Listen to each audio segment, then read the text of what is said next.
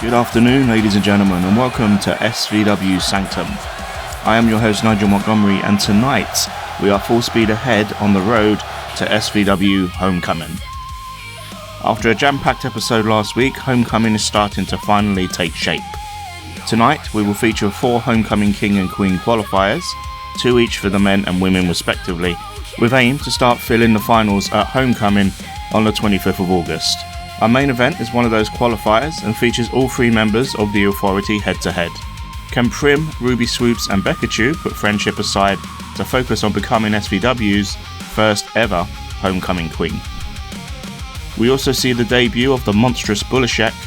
Pokiday is in non-title action with MC Princess. Meiko Kamatani is in action, and we have a family grudge match between cousin and uncle duo Tyler Kruz and DJP. Will this tag team implode? Possibly, because this will be contested in no holds barred. We will also hear from SVW YouTube TV champion Switch, Daniel Dynamite, and the ever-friendly Groucho Porx. Up first, it is the first female Homecoming Queen qualifier, and it will be contested between JoJo Mercedes, Krystal Meth, and stunning Selina. 3 women, 3 different philosophies, although I can imagine JoJo and Selina getting on very well in the ego department. Krystal will stand for none of that nonsense though, with her brash Irish ways. But only one of them can move to Homecoming. Who will it be? Let's get down to the ring and find out.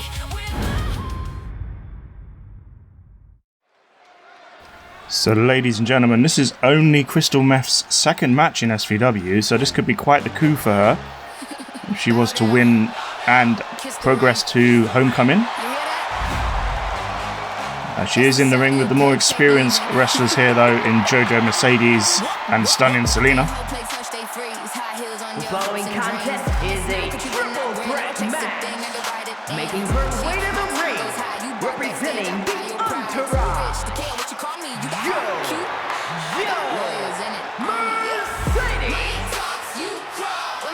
So JoJo recently picking up a big win over our now SVW Women's Champion Selina Weaver.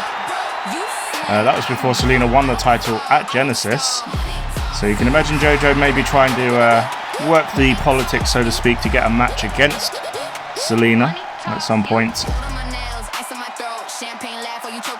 Like I say, the latest we saw from Selina herself, the stunning Selina in the match, not Selina Weaver, is that she was in the tag team tournament with her sister Gorgeous Georgie.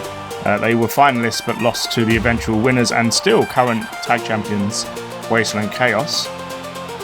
So stunning Selina will be looking to prove a point here.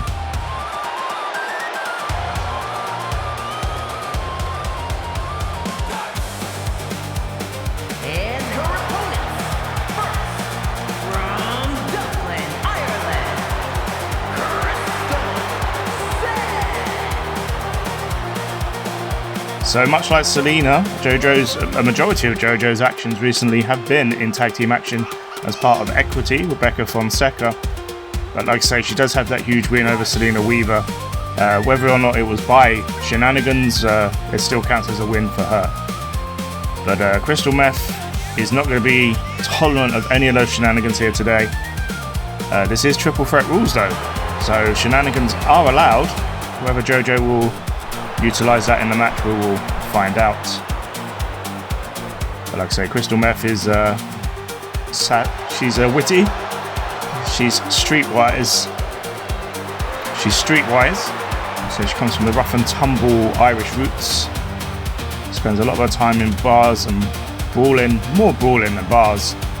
But that is why she is exactly the type of talent we need here in SVW. Like I say, stunning Selina here could be the X factor.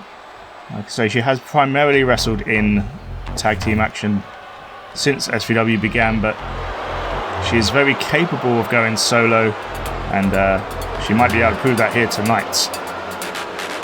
And the crowd booing Selina. Representing the Suicide Blondes from Chelsea, England, stunning Selina. So Selina, one half of the Suicide Blondes, with her twin sister Georgie, as we mentioned. She won't have any help from her sister here tonight, unless she requests it. I'm assuming Georgie is in the area behind that rampway, watching her sister and cheering her on.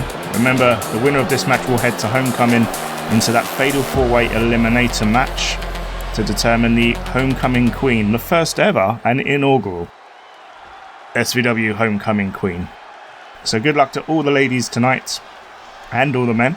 This just happens to be the first of 4 stalking qualifying matches, and it's triple threat rules, so nothing is off limits. The only reason the referee is here is to count pinfall or submission. Oh, rake of the eye there by JoJo, just exactly showing what we mean. It's 100% legal here, as legal as an armbar. Snapmare by Selina and a kick to the spine. Wait a minute, was missing. Oh man, oh what a move by Krystal Meth. Selina was laying into JoJo and Krystal kicked her in the back of the head. But she did a spinneroonie on the ropes first. Nice power slam by Selina.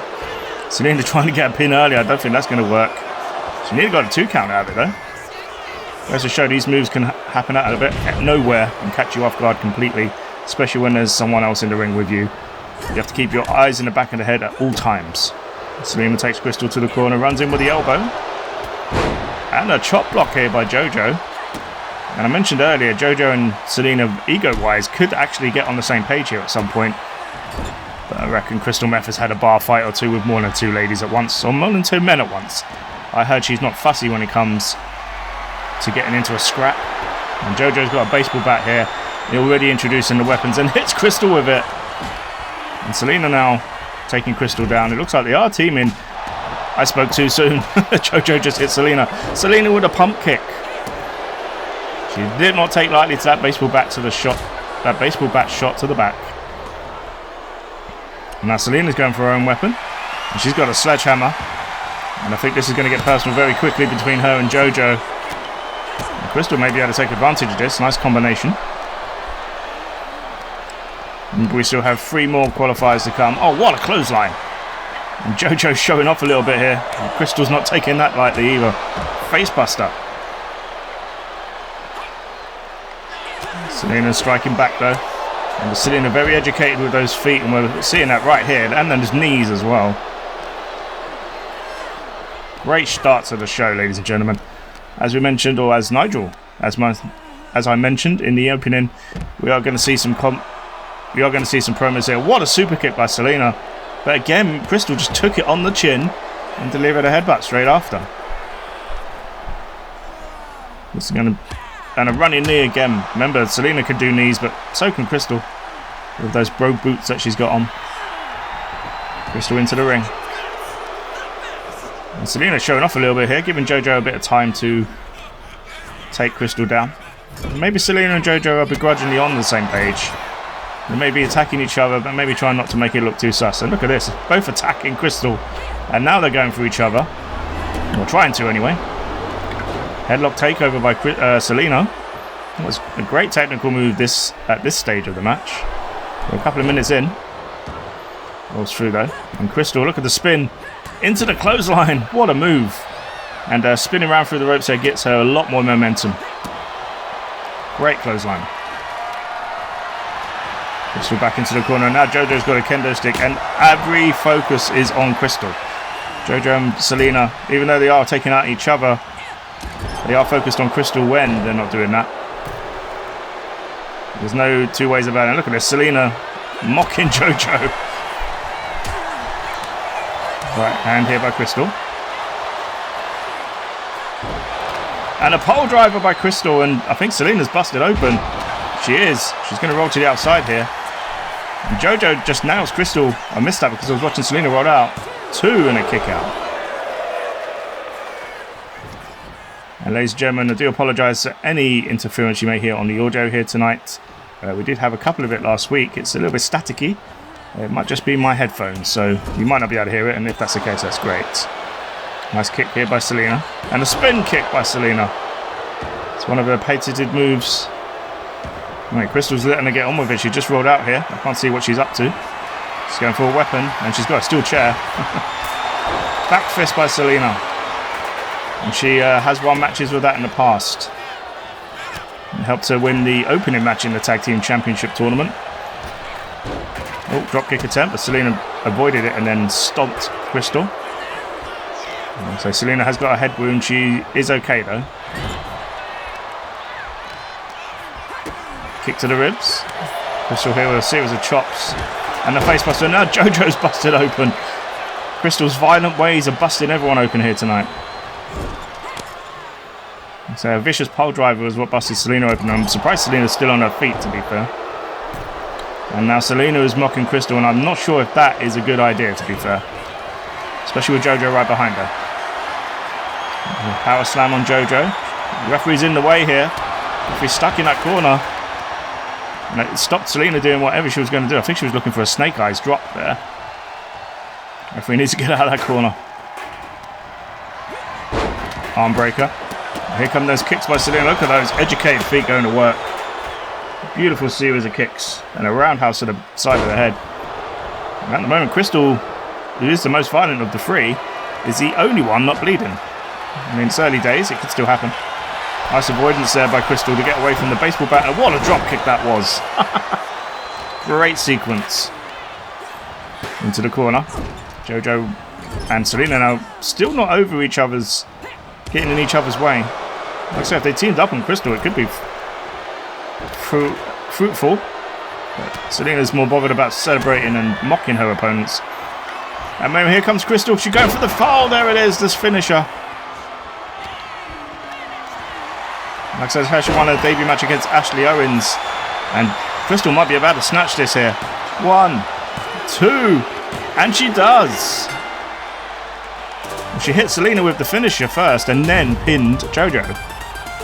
Great display by Krystal, and what a way to open the show.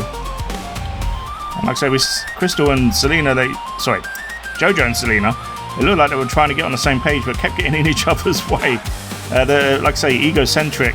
They're not going to be able to cope on the same page for long. But if they had, it could have changed the complex of this match.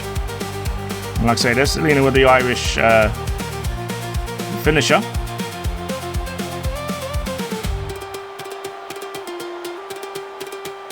And then she hit JoJo with a power slam. And JoJo landed hard on the back of her head. Krystal is your winner. So Krystal Meth heads to Homecoming. She joins Mandy Tawagia in that fatal four-way at the moment.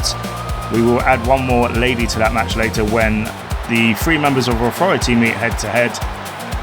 But for now, Krystal is on the way to Homecoming. She's undefeated. I mean, it's only her second match, but she did very well here tonight. And she calls her fans meth heads. Probably not an accurate word to use. But yeah, people were cheering for her here tonight. She did a good job. Well done, Krystal. You've earned your spot at Homecoming. Ladies and gentlemen, up next it is Walker Epps taking on the mysterious Balousek. Mysterious in the fact that we do not know what he looks like. This man has been kept under close wraps by not only Stuart Keane, the general manager, but his manager, who again has not been named. Balousek joined in the SVW as a prized acquisition. He will come out here tonight on his own, but his manager will make his presence known next week. But for Walker Epps, this is a mystery. Walker Epps has not had time to prepare for this match, so hopefully it won't be too much of a disadvantage. But we don't know what Balousek looks like, so let's get down to the ring and let's wait no more. Let's find out who this mysterious Balousek is. As we say, Walker Epps, much like Selina and JoJo in the last match, but primarily a tag team wrestler. His teammate Timothy Mann will walk to the ring with him here today.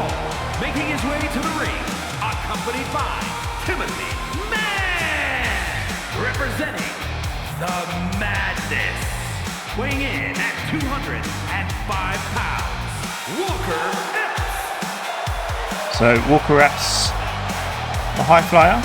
They did really well in the tag team tournament. They got to the semi-finals. But tonight it's all about singles action. Like I say, if their tag team wrestling can put a singles win on the board, it's always a good thing for their career. Now, Walker Epps does not know what he's in for here, but neither do I, ladies and gentlemen. I've never seen a Balousek in my life. We'll see what this man looks like, and oh my god, okay. The tribalistic music says it all. And his opponent from the Polynesian Islands, weighing in at 435 pounds, Balousek. Sorry there, ladies and gentlemen, I nearly cut the commentator off there. 435 pounds. That makes him officially the heaviest wrestler in SVW by nearly 100 pounds. Rick Crom is 326. Abbott Briggs is 356. This man nearly outweighs them all by nearly 100 pounds. This man is huge. And this man is not molded, he's not shaped, he's not muscular. He is just an absolute mass of a man. He's got those tribal tattoos, he's got the war wounds and the scars on his chest. You might not be able to see those at the moment because of the headdress. But yeah, this man has been through the wars and he's got that chain on his wrist. I'm hoping he takes that chain off. I don't think the referee will allow him to wear that in the ring. But Walker Epps doesn't look too phased. He maybe should be. But here is Balousek and he looks ready for action. The size difference between these two. Balousek just watching his opponent. We have heard Balousek is primal in his actions. Wasn't raised in normal society. We'll see if that's the case. And I'm not sure if Walker Epps getting into a fist fight with Balousek to start this match is a wise idea. But that's the way it's going. Walker Epps giving up nearly half a foot of weight size here. Nearly a whole foot actually. He's 5'10". And there's a boot by Balousek. Oh my god. And a diving headbutt as well. Balousek with those bare feet wrapped in tape. For those who don't know, wrapping your feet in tape makes your feet so much more harder when you make contact. Obviously, Walker Epps has got padding boots, but Balousek has got bare feet with muscles and bone, sinew to do the damage. And at the moment, Balousek is stopping Walker Epps in his tracks. Walker Epps going to springboard here, maybe. And he gets him down. Walker Epps can't, he needs to focus. He's hesitated there for a second. Probably not sure what to do next. How's he going to get this man up? Blocked by Balousek. Balousek with the fireman's carry. The drop. Look at the strength. Oh my god. As we say, Balousek kept under wraps by Stuart Keane at the insistence of Ballousek's manager, who is not here today. We will hear from him next week. Apparently this manager is looking to bring an ungodly faction to SVW. Starting with Balousek, I think he's in a good place to do so. And look at this. Balousek just pushing Walker Epps off. And now he's going for a nerve hold. Trying to keep Walker Epps down on the ground. And Balousek just so primal in the way he does things here. Like I say, just throwing Walker Epps around. No human. And look again, going for the nerve hold around the neck area. There's only so much Walker Epps or any human can take when it comes to that sort of punishment. And Balousek have been instructed that he has been advised to basically damage your opponent until he's not moving. And then go for the pin. And look at this Boston Crab. That weight on Walker Epps' back. How is Walker still... I was trying to struggle. That was great technical know-how. Grabs that leg.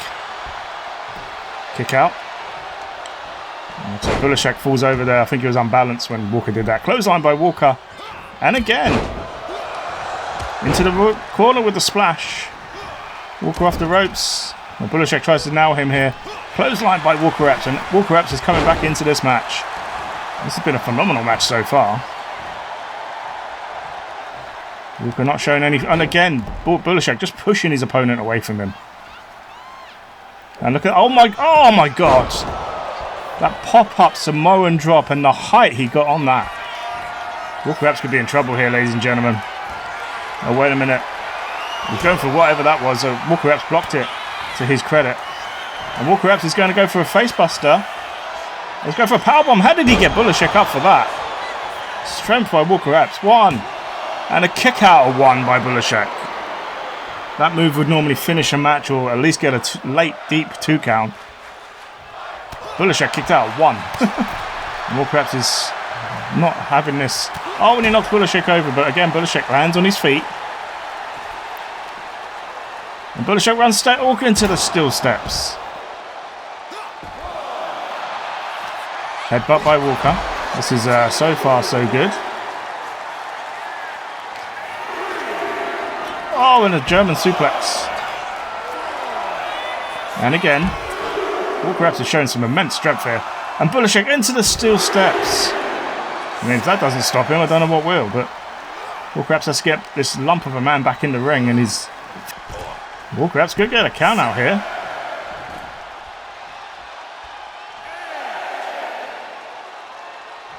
I think that's what he's going for. Balousek needs to get back in the ring, and he does. Oh no, STO by Balousek.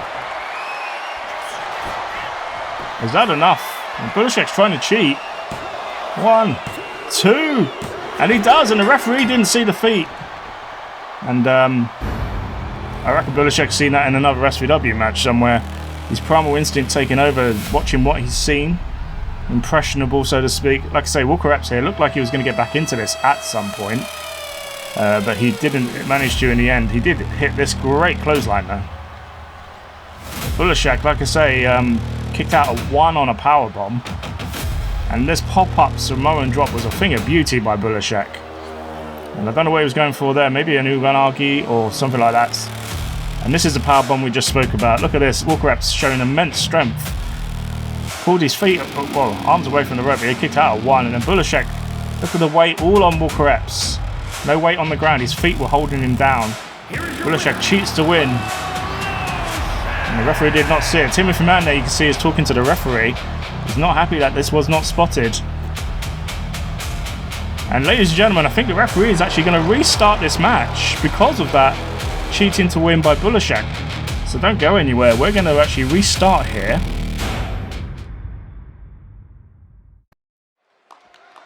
And now Walker Epps knows what he's in for. Balousek does not look happy. I don't think he understands what's actually happening here, but he's been instructed to go when the bell goes just to activate attack mode. I suppose that's probably one way of putting it. And Walker Epps is just laying into Balousek with his punches now. And look at this, Balousek just taking him full in the face. And Balousek, wait a minute, what's this? He's grabbed the arms. He's going to headbutt him in the spine. Oh my god. Like I say, much like the tape around his feet makes his feet solid and impactful when he hits kicks and punches, well, kicks. That bandaging around his head is probably going to make his headbutts a lot more dangerous as well. Not to mention the mask on his face. Clothesline by Balousek. And Timothy Mann, give him some credit. Why would he want to restart this match? I know he lost, and it was an unfair loss. But I think Timothy Mann may have actually screwed his teammate out here. Walker Epps probably didn't want the rematch. The referee has done the right thing. And here's another nerve hold. We saw this a moment ago. Timothy Mann may have got his teammate into trouble here. Walker Epps can only do so much with a man this size. Like I say, credit to the referee. Many would have been intimidated to ask a man of this size to restart a match. But like I say, Balousek accepted. He just wants to hurt people. Just wants to do damage. There's a right hand, and again, Balousek takes it full in the face, or in the chest this time. It was a great forearm by Walker Epps. Oh, wait a minute, what's this, a choke slam maybe? It's got a... Oh, wait a minute, oh, it is! It's a very primitive choke slam, but nonetheless, Walker Epps rolls out. And Balousek just watching Walker Epps do what he needs to do, and a moonsault. Well done there by Walker Epps. Runs in with a running boot, and again, Balousek is down. I'm going for the standing moonsault, but Balousek moved. Balousek with the right hand. And this is where the strength is going to come into play. He's going to drop Walker Epps on that top turnbuckle.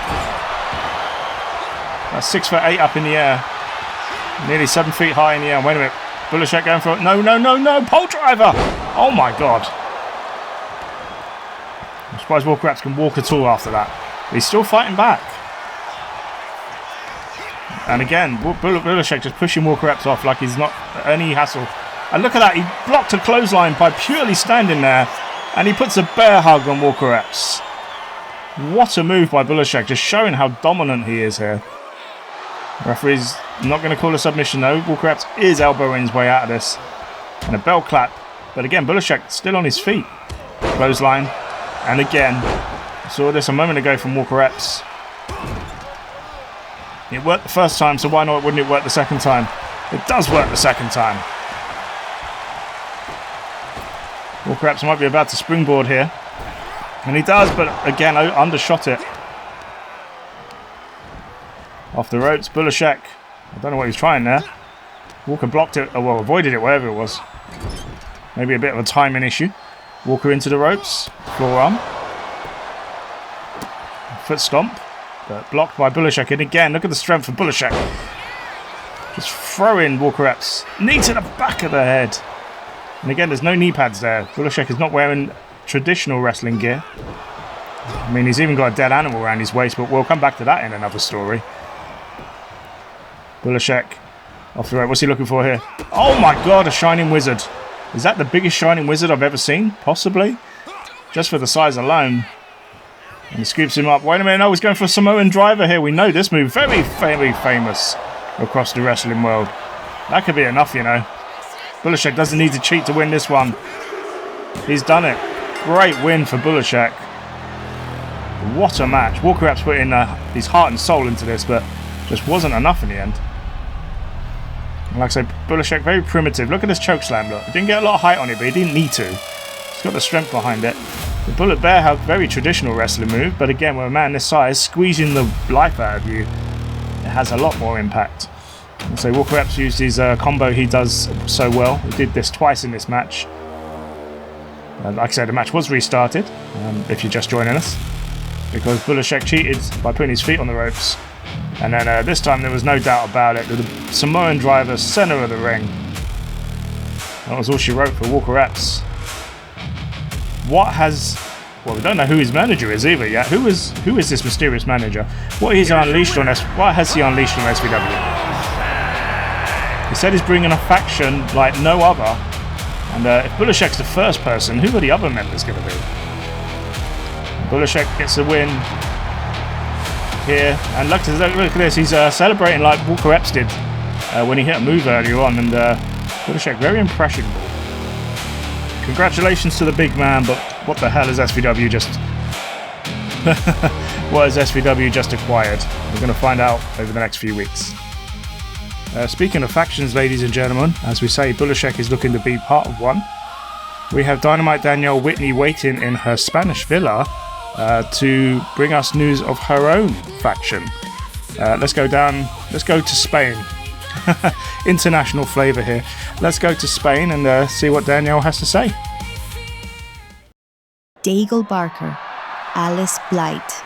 Your witchy fingerprints and acrid stench have been all over SVW for the past 8 episodes. You have corrupted 2 premium live events in a row. If you're not cheating to win your own matches or costing someone else theirs, you're attacking people backstage, in the parking lot, outside the security office, even in the gardens. Intentáis poner al vestuario de rodillas, or, as you English would say, you're trying to bring the locker room to its knees. Enough. Escúchame bien, perra. Today, we make our stand. Today, we fight back. We take back this locker room and restore SVW to the proud, beautiful place it deserves to be. Because SVW is a company I am proud to call home. These women standing behind me, they are my family away from home, my sisters. They didn't have to welcome me, but they did. They made me feel like I belonged from the very beginning. So I'll be damned if you're going to destroy that. For me, for them, or for anyone who dreams of walking through these doors, believing SVW is the wrestling company to work for. So, Allow me to introduce you to some women you're already very familiar with. Kirsty Keene, sister of SVW General Manager Stuart Keene, one of the brightest prospects in this company, and a single mother with 2 babies to protect, one at home and one her brother built right here in SVW. Alice. You pushed this woman one step too far. Daigle. You're next. Oh, and she's also my new tag team partner, Lex Adams. Alice, I bet it still eats away at you that Lex pinned you a few weeks ago. Good, because if you somehow survive Pokiday at homecoming, Lex is next in line. She earned that opportunity by beating you. And she's country-born and bred. She can knock out a cow from 10 paces. So imagine what she's going to do to you. And finally, the woman who started all of this, Hayley Hamilton. Alice, you and your husband Cabron put Hayley on the shelf with that cowardly ambush in the parking garage. But next week, she is medically cleared to return, and on her first night back, she'll meet Lilith one-on-one. Ladies and gentlemen, the House of Soul has risen, and before dusk settles, we will defend this locker room with honor. Daigle, Lilith, Alice, watch your backs, because everyone knows, even the deepest darkness cannot survive when the sun rises. The House of Soul. Okay. Ladies and gentlemen, we've just been blessed with a huge announcement here. Dynamite Danielle Whitney teaming up with not 1, not 2, but 3 of your favourite wrestlers in Lex Adams, Kirsty Keene, and the returning Hayley Hamilton. The House of Soul ready for action, and they are looking to fight back against Alice Blight, Lilith, and Daigle Barker. Things just got very interesting in the women's division. Up next, ladies and gentlemen, it is one half of Metaphor, MC Princess taking on Pokiday. MC Princess, the older sister of DJ Bubblegum, the 2 teammates of Metaphor, the daughters of Bekachu. Last we saw them was in the Authority Clubhouse last week, when Hank Ventura unfortunately stumbled on a very pissed off Bekachu, Ruby and Prim. So Hank Ventura braving them most for going in there. But tonight, this is all business for MC Princess, who will be looking to get a good win here over Pokiday. So this should be a very good match between our current reigning Pure Women's Champion and one half of Metaphor. Like I say, Metaphor, the daughters of Bekachu. And this could be a huge moment for MC Princess if she can knock off our current Pure Women's Champion. It's easier said than done because Pokiday is undefeated in singles competition at this point. The following contest is scheduled for one fall. Making her way to the ring, accompanied by DJ Bubble, representing Metaphor from Lexington, Fayette, Kentucky.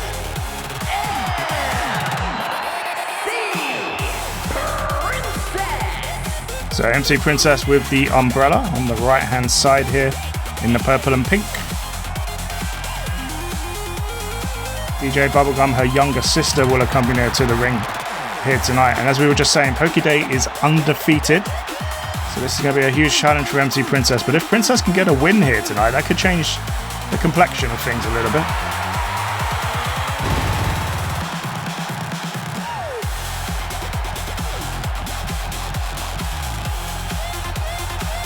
But like I said, Pokiday is getting ready for a match with Alice Blight in a steel cage at Homecoming. That was announced last week after Alice Blight and Pokiday had a face-off in the arena gardens outside the arena.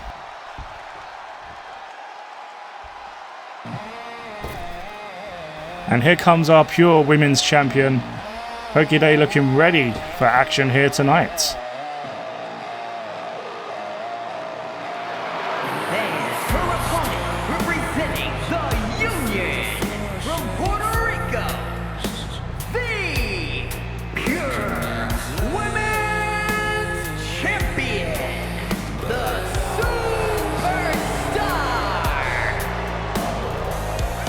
So Pokiday still being called the Superstar.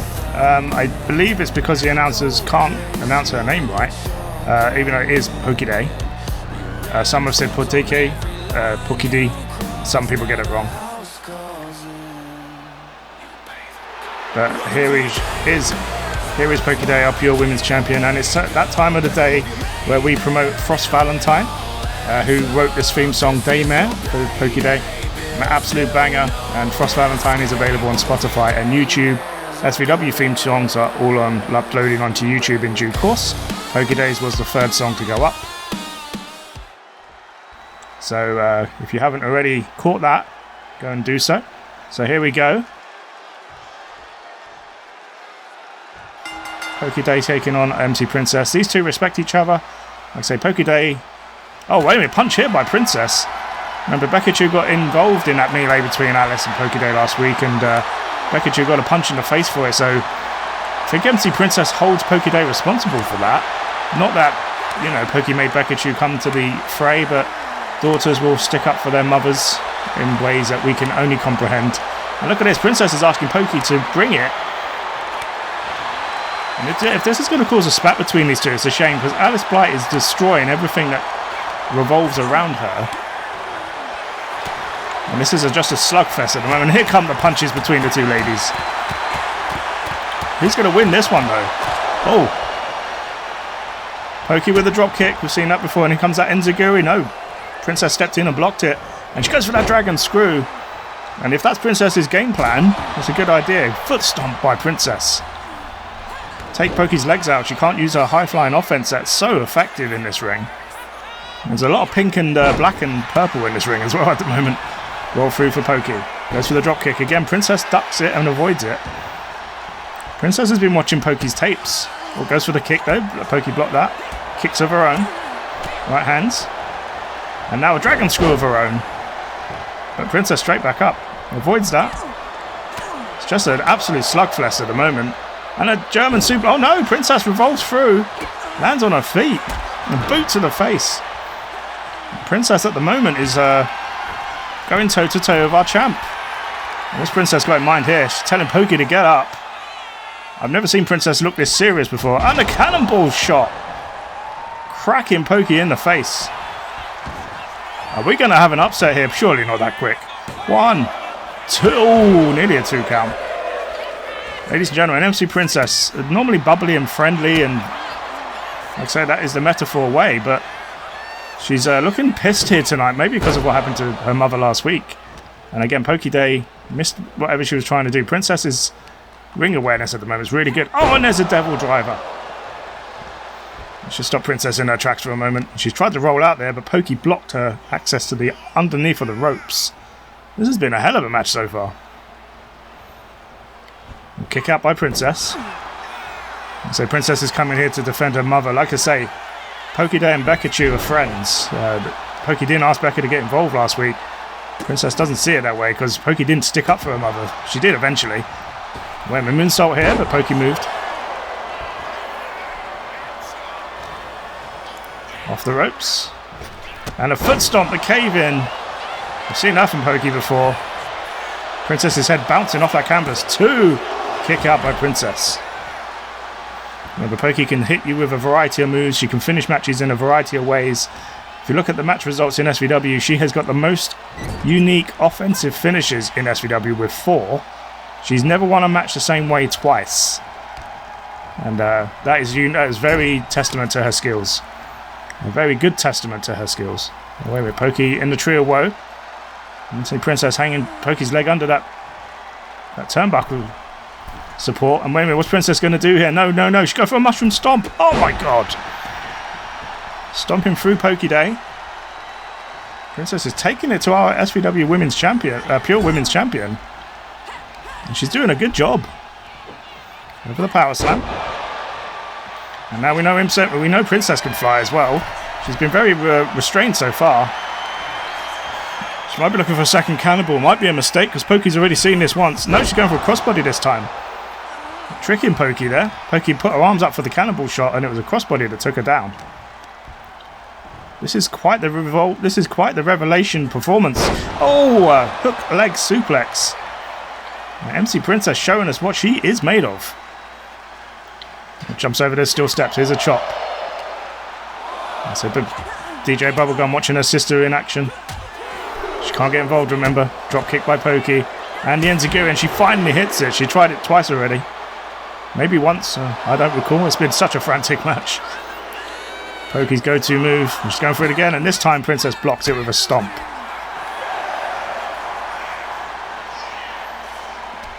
And you can bet Princess will not want to win this by a count-out. Oh, into the barricade goes Poki.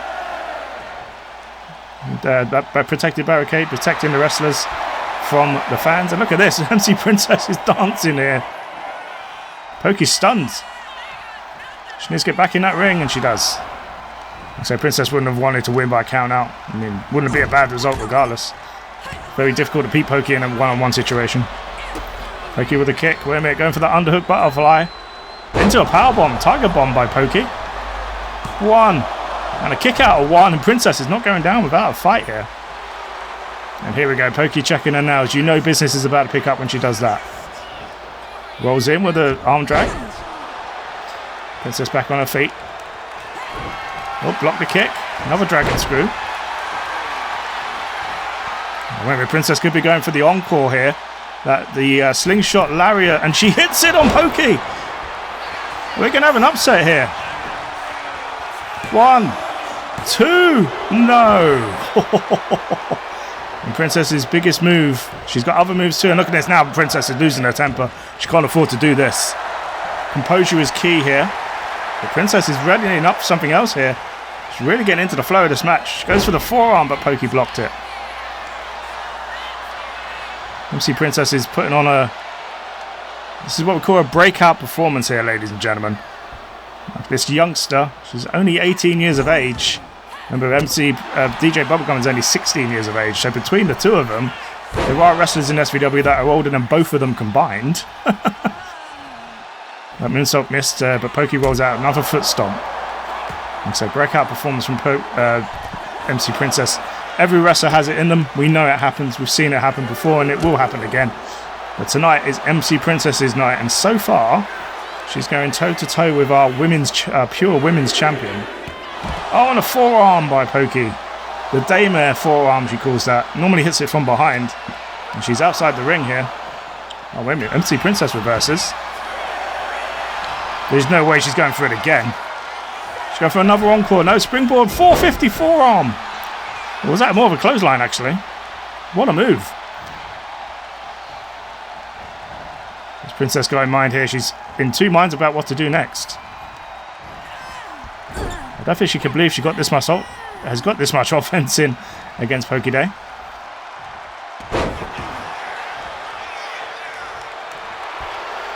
And again, Pokiday checking her nails. Runs that dropkick, and she's looking for that enziguri again, isn't she? Oh no, Princess blocked it. Saw it coming. Into the corner. And a roll through for Poki. She's not. And a reverse DDT. Again, I think Princess may be looking for something off the top rope there. Again, Poki looking at her nails. She might be looking for that springboard cutter. This is how she won the match. Her last match. Oh, wait a minute. What's this? What the hell is this? That's Alice Blight's music. Or is it? That is Alice Blight's music. What the hell is going on here, ladies and gentlemen? Poki distracted by it, whatever it is. And Princess, wait a minute. Going for the upper wrist lock. I think Poki has blocked whatever that move is. Alice Blight trying to do a number on Pokiday here. And Princess was trying to take a bar. Wait a minute, look at that kick spin by Poki. Another drop kick. And Poki going off the ropes here. Springboard into the head scissors. Yeah, Alice Blight's music played for a second there. And like I say, Poki was distracted by whatever it was. And and there's a stunner. Poki might be thrown off her game here. And Princess going up top. Poki's back to her feet though.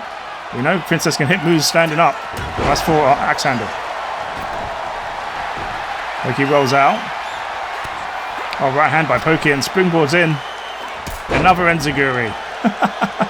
This has been a hell of a match so far. Was that enough to catch her off guard though? 1, 2. It is, unfortunately. What a match this was. Poki remains undefeated, but take nothing away from MC Princess here. She put in a hell of a match. And at one point, I thought she had it won with that springboard lariat.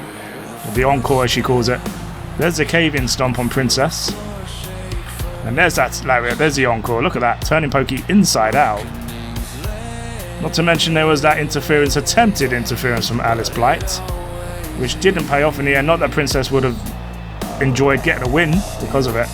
There's the daymare forearm by Pokey. In the end it was an enziguri out of nowhere that took Princess down. What a match that was. Pokey's got welts on her face. You know she's gone through war here. And like I say, this is Pokiday's win. But this has definitely been MC Princess's night, ladies and gentlemen. Give credit to the youngster. She has done phenomenally well here tonight.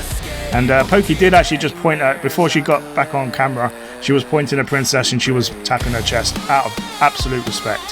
What a match this was.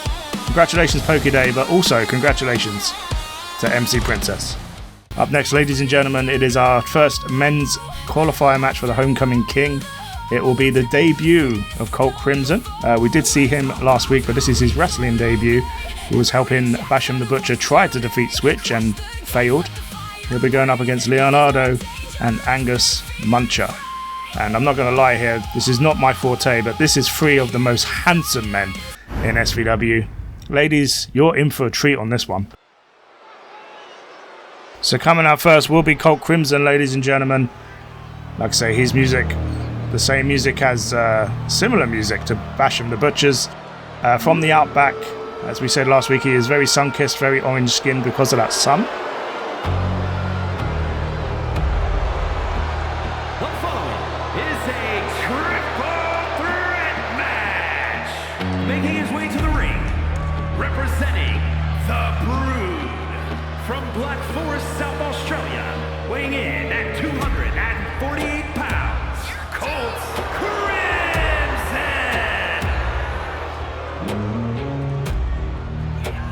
So Colt Crimson making his way to the ring, and this is an unknown commodity for both Angus and Leonardo.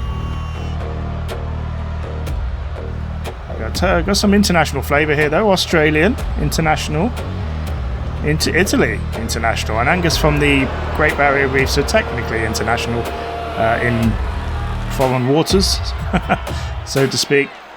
But we know Colt Crimson is sneaky and deviant. Whether or not he can pull off the win here tonight, it remains to be seen. But one of these men is going to SVW Homecoming to fight to become Homecoming King.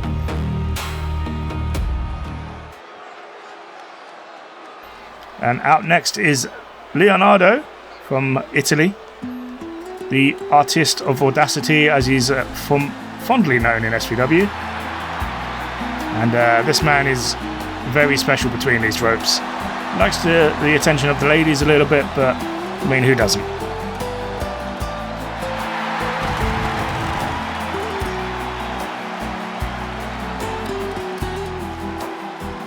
And his opponents, first from Naples, Italy, weighing in at 228 pounds, Leonardo. So Leonardo, his music, Me and More, will be released on YouTube in the next coming weeks. He is scheduled in the next rollout of Frost Valentine videos. Ladies and gentlemen, we already mentioned Frost Valentine earlier. You can find her on YouTube, Frost Valentine. Link is in the description below. Leonardo, very romantic, very talented with a paintbrush as well. It's not just a wrestling gimmick here. This man does love a paint. I'd say his finishing move is called Mona Lisa because it's putting your face on the canvas. Play of words there, but it's a very clever name. The Mona Lisa. It's a underhook face buster, or pedigree as it's known in other companies. Pepsi plunge, whatever you want to call it. So Leonardo is ready for action here, and here comes the man that could be the dark horse here. This man can springboard, he can fly, and he's not coming alone. He's coming supported by none other than Admiral Dub Dub. And from the Great Barrier Reef, weighing in at 215 pounds, Angus Muncher. So Angus Muncher, has been quoted as saying that a man is only as good as the people he surrounds himself with and the flotation devices that you surround yourself with. In this case, the purple, the elegant, the handsome Admiral Dub Dub. Ladies and gentlemen, Admiral Dub Dub has his own SVW t-shirt. Angus Muncher does not. Angus does not care about that. So this just goes to the testament to show you how popular Admiral Dub Dub is. I can confirm we are slowly working on a merchandise site for SVW t-shirts, and I can believe Admiral Dub Dub will be up there once it's released. But that's the future. We are now here to discuss the present and the next couple of weeks when Homecoming hits on August 25th. Angus, Crimson and Leonardo looking to join Impact Legacy in that fatal four-way. Remember, the ladies have qualified already, 2 of them, Mandy Tawagia and Krystal Meth. We'll get a third lady and a third man added in our main events here tonight too. So here we go, Leonardo versus Crimson, Colt Crimson versus Angus Muncher. And again, a mixture of styles here.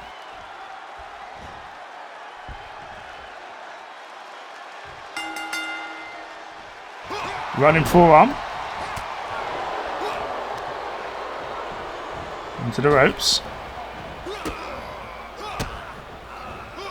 Kicks here by Leonardo. So yeah, Angus a high flyer, Crimson a powerhouse.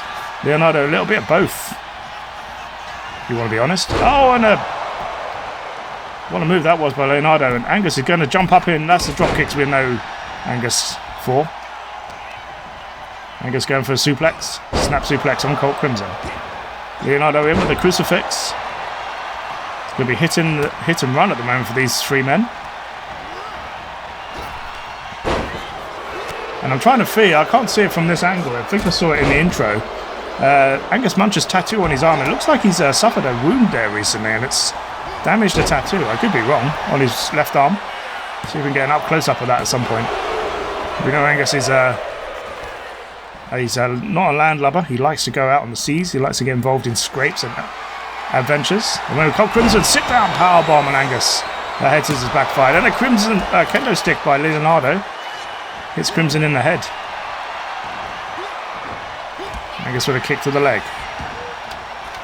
Angus rolls in. Nice head scissors. Arm breaker. And now Crimson's got his own kendo stick. Oh!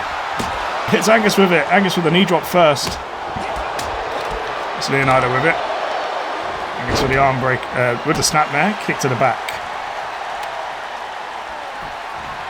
Say the Crimson one half of the abattoir. Nice uppercut there with Basham the Butcher. Like I said, Basham the Butcher took Switch to the limit last week. At one point it looked like Basham was actually going to walk out the winner. But Switch was able to roll through. Oh, well close. Oh! Crossbody here by Angus. Takes Leonardo over the top and a running forearm and a moonsault.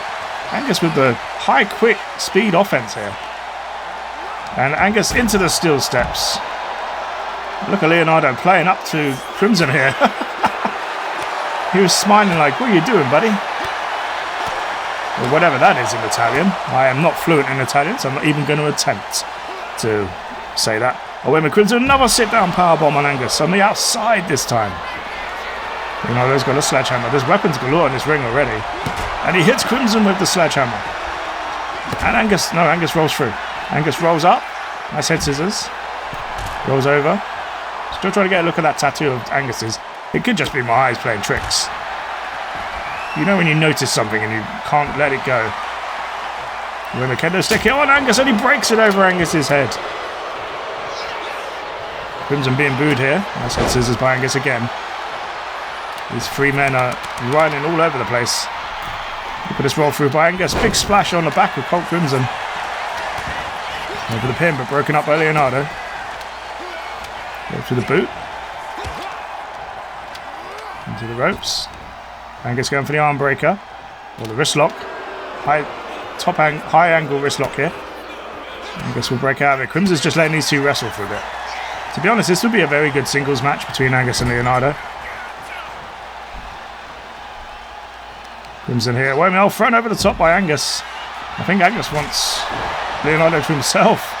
The 2 men showing off. Reverse power slam here by Leonardo, kick out by Angus. So that kendo stick broken in the ring. It's got shards of wood everywhere. If landing one of them could be very, very dangerous. Power slam here by Angus. Angus maybe looking to go up top. No, he rolls out instead. All three men roll out. Runs in, head scissors. So there are no count outs, so these men can go out as often as they like. They can do what they like on the outside. Angus, look at this. Oh, wait a minute. We know what Angus is capable of. Off the rope with a corkscrew onto top of Colt Crimson. What a high-flying offense here by Angus. And again, Leonardo mocking Colt Crimson. So's Angus. These two men... Oh, wait, what was that? Super kick by Angus. Leonardo and Angus had the same idea there. Oh, wait a minute. Leonardo going for the uppercut. Pop-up uppercut. Oh, wait a minute. Crimson's got the steel steps. That was quite a unique interaction between Leonardo and Angus. Crimson into the barricade. Spear by Leonardo. And ladies and gentlemen, exciting news as we heard before the Pokiday match. Danielle Whitney has formed a faction called House of Soul. Soul means sun in Spanish. With Hayley Hamilton, Lex Adams and Kirsty Keane. And what we've seen of those four ladies over the last few weeks, it's going to be a very, very exciting faction to watch. We are getting news that they are appealing for a match at Homecoming against Daigle Barker and Lilith. We know Hayley Hamilton will face Lilith one-on-one next week in her return from injury. We'll keep you posted on that. But let's get back to this astonishing match so far. Crimson with a belly-to-belly. Leonardo stunned in the corner, but Leonardo can break this up. Goes for the kick. Fighting over the top of Angus. Crimson with the neck breaker. That swinging neck breaker. Now Crimson, oh wait a minute, he's going for punches. Leonardo's not going to take that. Angus is laying on the turnbuckle. I thought he was injured for a second. Off the ropes. Drop kick by Leonardo. Leonardo going for another kendo stick. We've had enough of these so far. Or is there such thing as enough kendo sticks in SVW? I'm not sure. And again hitting Crimson over the head with it. He's going to drop Crimson on that barricade. One of these men will head to Homecoming to join Impact Legacy and two other men. Remember, we'll have that match later on. Oh, wait a minute. Clothesline attempt there by Leonardo. Didn't really hit it. That's right hand.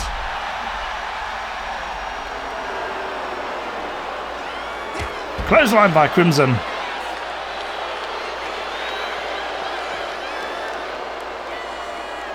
Crimson going for the neck wrench here, and again Leonardo letting it happen. So yeah, the weaker the opponents are, the easier it is for the other wrestlers. Leonardo yelling to this crowd. Into the ring.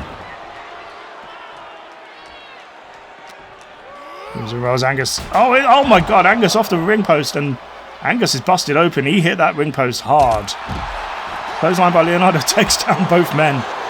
Hit Crimson in the back and his head collided with Angus's. Angus is out, ladies and gentlemen. Angus is just a ragdoll at this point. Look at the way his legs are positioned. Referee might need to get in there and check on Angus at some point. Remember, Angus just suffered a head injury. Angus and Leonardo showing off here. Crimson letting them do it. Oh, look at that reversal. Into a waistlock takedown. You can see the blood flowing down Angus's face. Runs Leonardo into the barricade. Angus returning to the ring. And a cutter by Colt Crimson. That could be enough. 1, 2. It is. And Colt Crimson has picked up the win here on his debut. That Angus head injury playing dividends for Colt Crimson in the end. Like I said, this was a back and forth match between all three men. Like I said, Angus throwing Crimson out there. And look at this. Whoever that was, he missed it. So Angus was busted open by hitting the ring post. There's a spear by Leonardo. And this is where Angus gets back in. He wasn't paying attention to where Colt Crimson was. And Colt Crimson hit him with that cutter. He calls that the Occam's Razor. Here is your winner, Colt Crimson! The outcomes raise are paying dividends for Colt Crimson. He heads to Homecoming to fight in the Homecoming King Fatal 4-Way Eliminator. Angus and Leonardo both performed extremely well here, but Colt Crimson, with the unknown aspects, has managed to put this match away. Congratulations to Colt Crimson. Ladies and gentlemen, before we get to the next match between Ember, Jade and Meiko Kamatani, we have a little word from one of our, should we say, more divisive wrestlers in SVW. Let's take it over to the one and only Groucho Porx.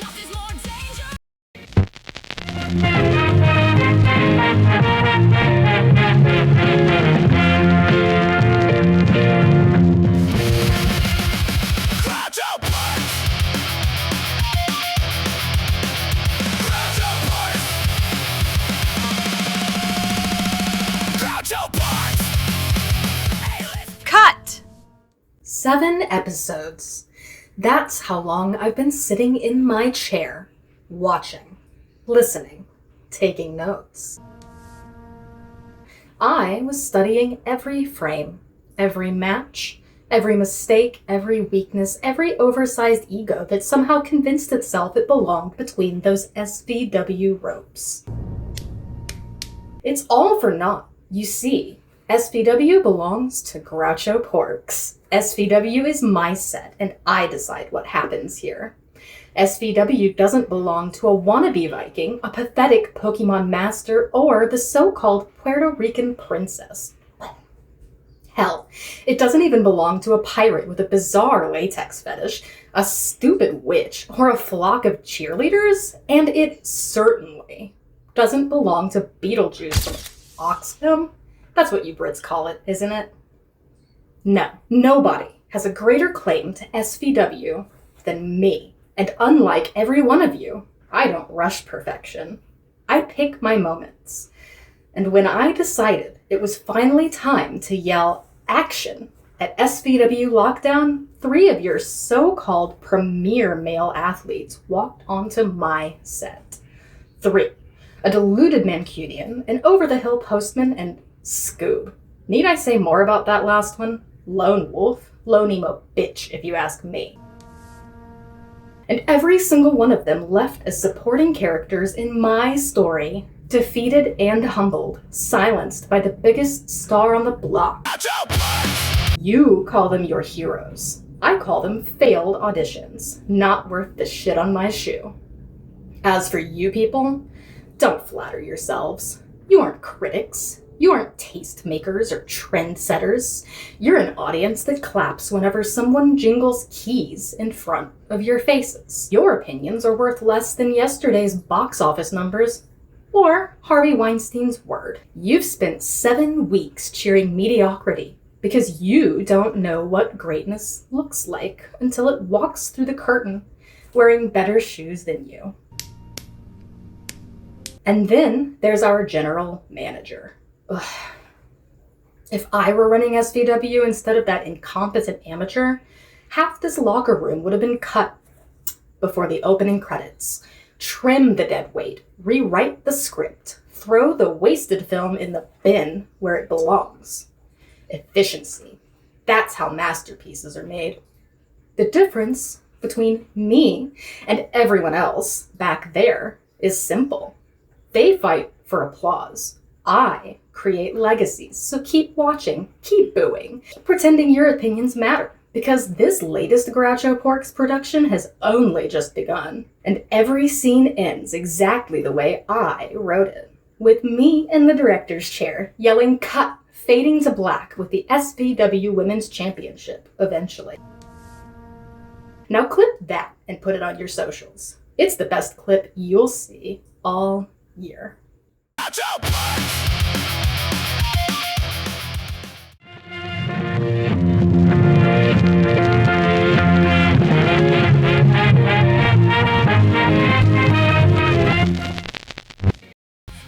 Okay, so Groucho Porx putting the women's division on notice. Some strong words there from our resident A-lister. Ladies and gentlemen, if you're in the women's division, even if you're in the men's division after what she did at Lockdown, everyone has been put on notice. So up next it will be Ember Jade versus Meiko Kamatani. This should be a very decent match. Ember's still looking for her first win in SVW. Recently we saw that Meiko Kamatani was being stalked by some strange man, unfortunately. So hopefully she is safe. Like I say, security have been protecting her over the past 7 days. So ladies and gentlemen, we have been advised to keep an eye out for this mysterious stranger, whoever's been stalking Meiko Kamatani. So hopefully it won't become an issue during this match. As you say, Meiko exposed out here, vulnerable. Security can only do so much when she's between these ropes.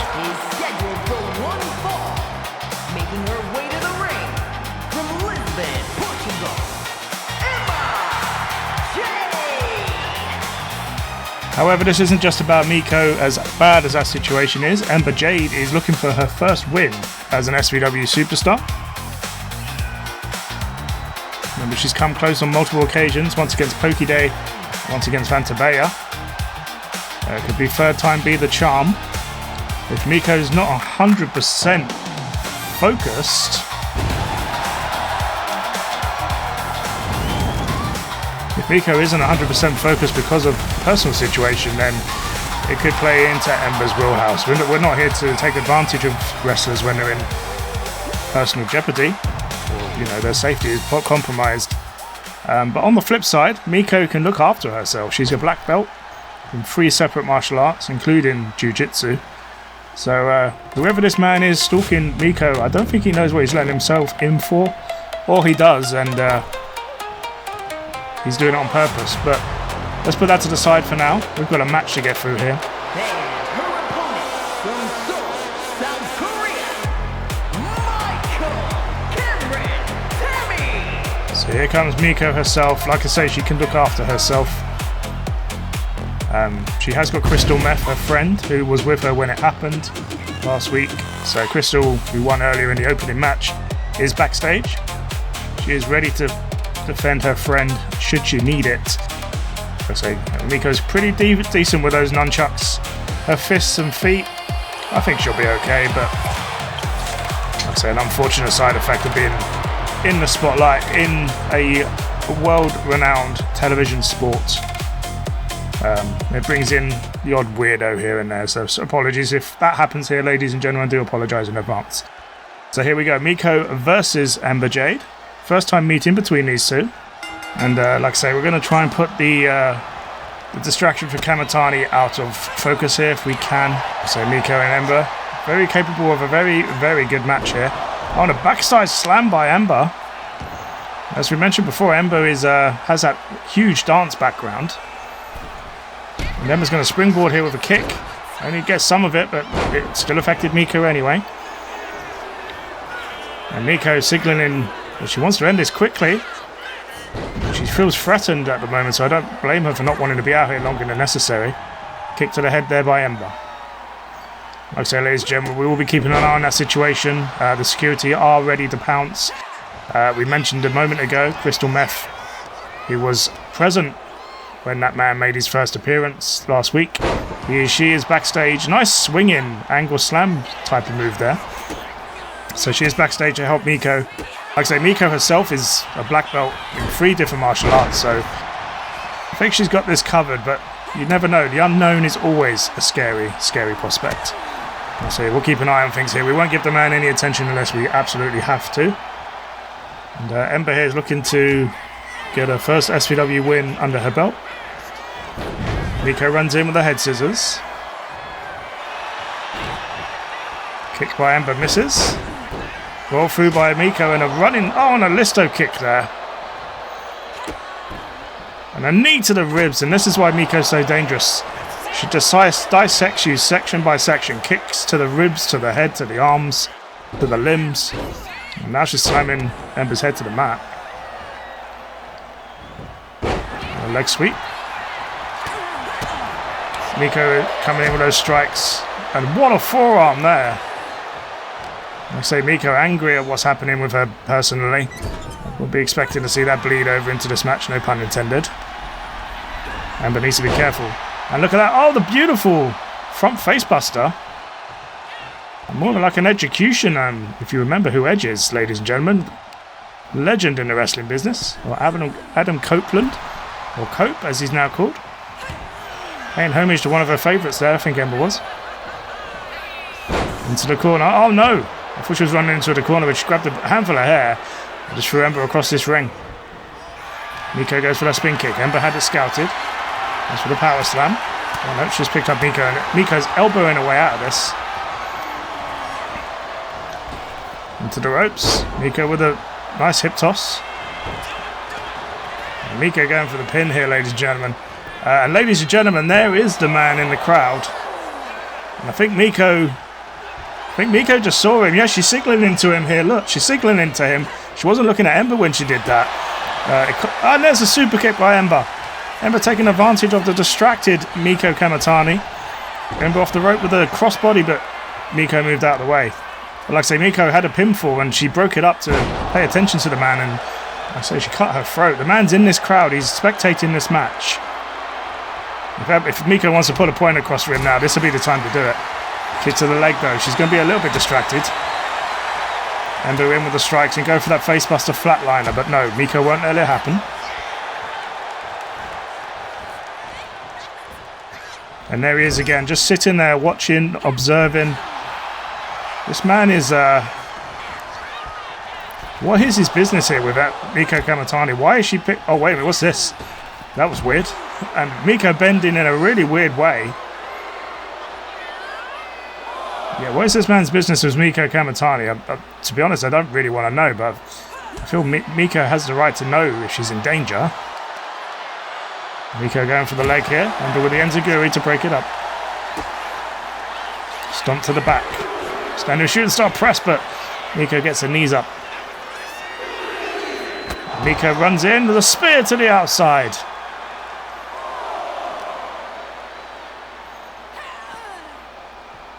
Meiko throws Ember back in, and you can see Meiko looking up every now and then to see if she can spot him. She did just then, and she's doing it again. She needs to focus on what's going on in this ring. Spin kick again misses, and again she's a little bit lost of focus. She missed a couple of moves already. Nice leg drop. Lariat split. She's missed 2 kicks like that already. Ember with a kick to the head. Ember could be looking for that split leg moonsault. That corkscrew moonsault. It's one of her 2 finishers. 1, 2. And now Meiko kicks out. Ember had it. Oh, and there's a running pump kick. 1, 2. Ember kicks out. And Meiko's slamming the mat in frustration here. She thought she had it. She wants to end this. She wants to get out of here. She wants to get back to safety. I can't blame her. Ember with the reversal though. Punch to the ribs. And Meiko with the chop. Oh, wait a minute, she's going to hang Ember in the ropes here. Look at this move. Stretching that back over the top. Pull those shoulders out of socket if you're not careful. And there's a spin kick. That's what she's been trying for this match. Ember punches back. Ember with the clothesline. And again. And there's a super kick. In for attempt. Is Meiko in trouble here? 2. No. And ladies and gentlemen, there he is. The man is actually leaving the arena now. He's seen what he needs to see. He hasn't seen Meiko win or lose though. This man doesn't make much sense. If you're observing someone, why are you not staying until the end of their match? Maybe he knows Meiko will run up there and afterwards. Ember jumps over the ropes. Goes for the shoulder block and Meiko reverses it. And Meiko now is praying. What's she doing here? She might be about to end this. Whatever that means. Elbow to the face. Nice leg sweep attempt, but again Meiko misses. And I don't think Meiko's realised this man has left. I don't think he realises he's not here anymore. Ember's going to springboard in with that kick. Misses. And Meiko just dissecting Ember here again with those kicks. And here's a moonsault from Ember. Trying to get back into the rhythm. Trying to get her high flying back on track. Easier said than done. There's that spin kick again. Oh, head slam here by Meiko. So Meiko angry. She doesn't realise that the man in the crowd has left. He's not here anymore. Our cameras picked him up leaving the arena a moment ago. Super kick attempt. And never going for the backslide. So Meiko trying to put her point across. You don't muck about with me. You don't mess with me. I will ruin your day. Like I say, she's called the Silent Assassin for a reason. Ladies and gentlemen, for those who don't know, we haven't mentioned it on the air before. It's Meiko's business, not anyone else's, but Meiko doesn't mind us knowing. The reason she's called the Silent Assassin is because she is mute. She cannot speak, which is why she's called the Silent Assassin. I don't know whether that's the reason that this man is focusing on Meiko. She doesn't need to be able to speak or yell for help when she can, categorically, in 3 black martial art belts, kick your ass. But it does make her vulnerable to and susceptible. Unfortunately, the risk of being in the spotlight, the risk of being famous, comes with certain things like this. People, weirdos who focus on you. And unfortunately it's happening to one of our very own here in SVW, so... Like I say, Meiko can look after herself. She has got support in her friends. And what a super kick combination. Ember is just kicking out at everything at the moment. But like I say, Meiko's safe. As long as she's got her wrestlers and security around, this man can do no harm.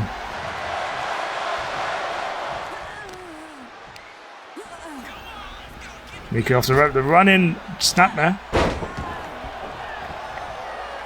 And every now and then you can see Meiko looking up into the crowd. She's still trying to spot that bloke, that mysterious stranger who's not here anymore. Like I say, I think someone should get a message to her so she can focus. Maybe someone could tell the referee to pass the message on. But not right now while they're punching each other. And this crowd are going crazy for this. Neither of them know, none of the fans know who to cheer for. Both are worthy winners in my eyes. They've had a banging match here tonight. Look at this, Ember's telling Meiko to bring it, and I'm not sure how wise that is. You know, Meiko can kick you and punch you in a million different ways. And Ember's standing up to it to give her credit. And here we go, we saw this earlier with Pokey and MC Princess. Here come these punches. And look at Meiko's face, it's bruised and welted. She's going to need some TLC after this. So look at this move. Oh, beautiful facebuster by Ember. Is that enough? One. No, Meiko kicks out. And Meiko's face is welted up with all those punches. Kick to the ribs. And Meiko could be looking for that stomp. And she hits it. She's trying to drag Ember away from the ropes. I don't think she needed to do that. Crowd chanting one more time. But Meiko is going to go for the pin. She wants to get out of here. 1, 2, and it's over.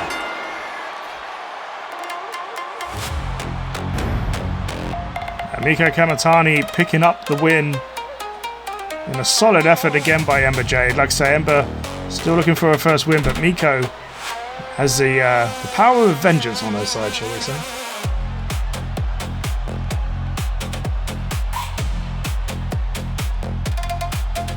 There's that deadly stomp. So that was enough to get the job done here today. Congratulations to Meiko Kamatani. So her face is battered and bruised here. Meiko's looking over to where the man was standing. He's not there anymore, Meiko. Not that she knows about it, but she's trying to prove a point here. Congratulations to Meiko. So unlucky to Ember Jade here tonight. What a match that was. Ladies and gentlemen, before we get to the next match between DJP and Tyler Kruz, we're going to go and listen to our SVW YouTube television champion Switch. He has a message for the SVW roster. The SVW YouTube TV Championship is a title I'm proud to hold. This championship helped make me who I am today, and I believe it should be defended as often as possible. Hell, I'm a fighting champion. So where is everybody? Scoob, at least you had the balls to step up. If you wanted a shot at this championship, all you had to do was ask. I'm not hiding. I'm not ducking anyone. This title deserves to be defended against the very best, because that's what honor demands. That's the privilege and the responsibility of being a fighting champion.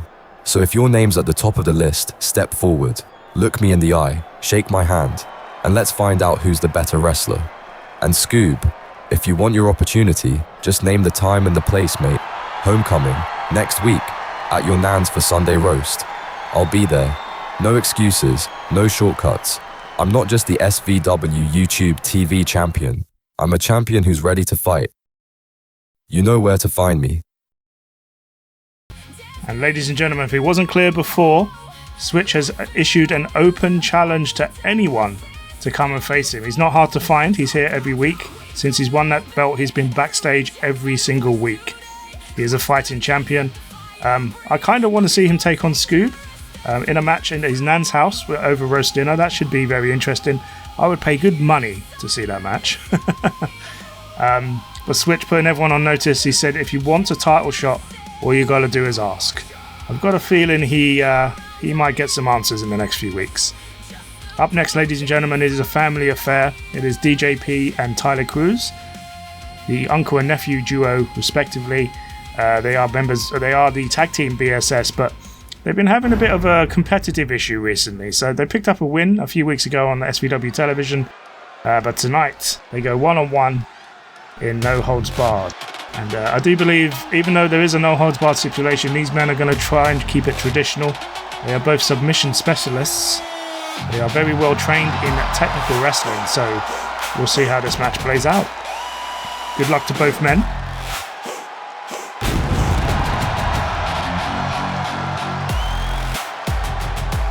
The following contest is a no-holds-barred match. Making his way to the ring from the United Kingdom, weighing in at 245 pounds, the real deal, DJP. So here comes a DJP, the uncle of the scenario. He is ready for action. British strong style is his forte, and he's called the real deal for a reason. This man can knock you out in a multitude of ways. So DJP ready for action here tonight. Like I say, it's going to be interesting to see him take on his own nephew. They've always been very competitive as part of BSS. You see them when they're tagging in and out, they're pushing each other to be the best they can. They both train at the same gym.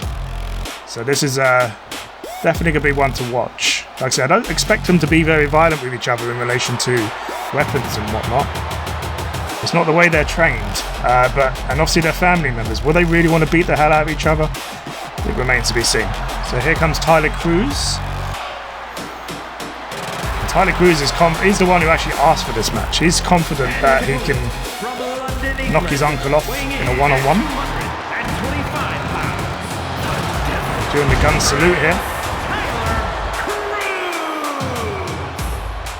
So the Devil Prince Tyler Kruz, who just used up approximately 32% of our pyro budget in that one entrance. Making his way to the ring. That slicked purple hair, purple and white attire, very traditional for him. And he is looking to take on his own uncle here. He's the one who asked for this match. He's the one who requested no holds barred. There was a request for 3 stages of hell, but that was promptly shot down because of what happened with Stuart Keane and Brian Adams at Genesis. Now, ladies and gentlemen, SVW Homecoming is coming on August the 25th. And just a reminder here that Frost Valentine is creating all the music for SVW wrestlers. She is on YouTube, Frost Valentine, and she's on Spotify. Music is uploading to YouTube. All the SVW themes will be on there in due course. They will eventually make their way to Spotify. So here we go, ladies and gentlemen. These two hesitant to lock up, and wait a minute, DJP runs in with a clothesline. Tyler blocks it, and then DJP blocked that. Nice shoulder block. You're going to see a lot of counters here tonight. These two men know each other so well. Right hand by DJP. And I may have mentioned it a moment ago, I believe this match might remain quite technical despite the no holds barred stipulation. However, things can change. We know these two men respect each other. They obviously train together. They are family after all. But when it comes to wrestling, they're very competitive. Each trying to outdo the other. As we say, in tag team matches, when they tag, you can see them pushing each other to be the best they can.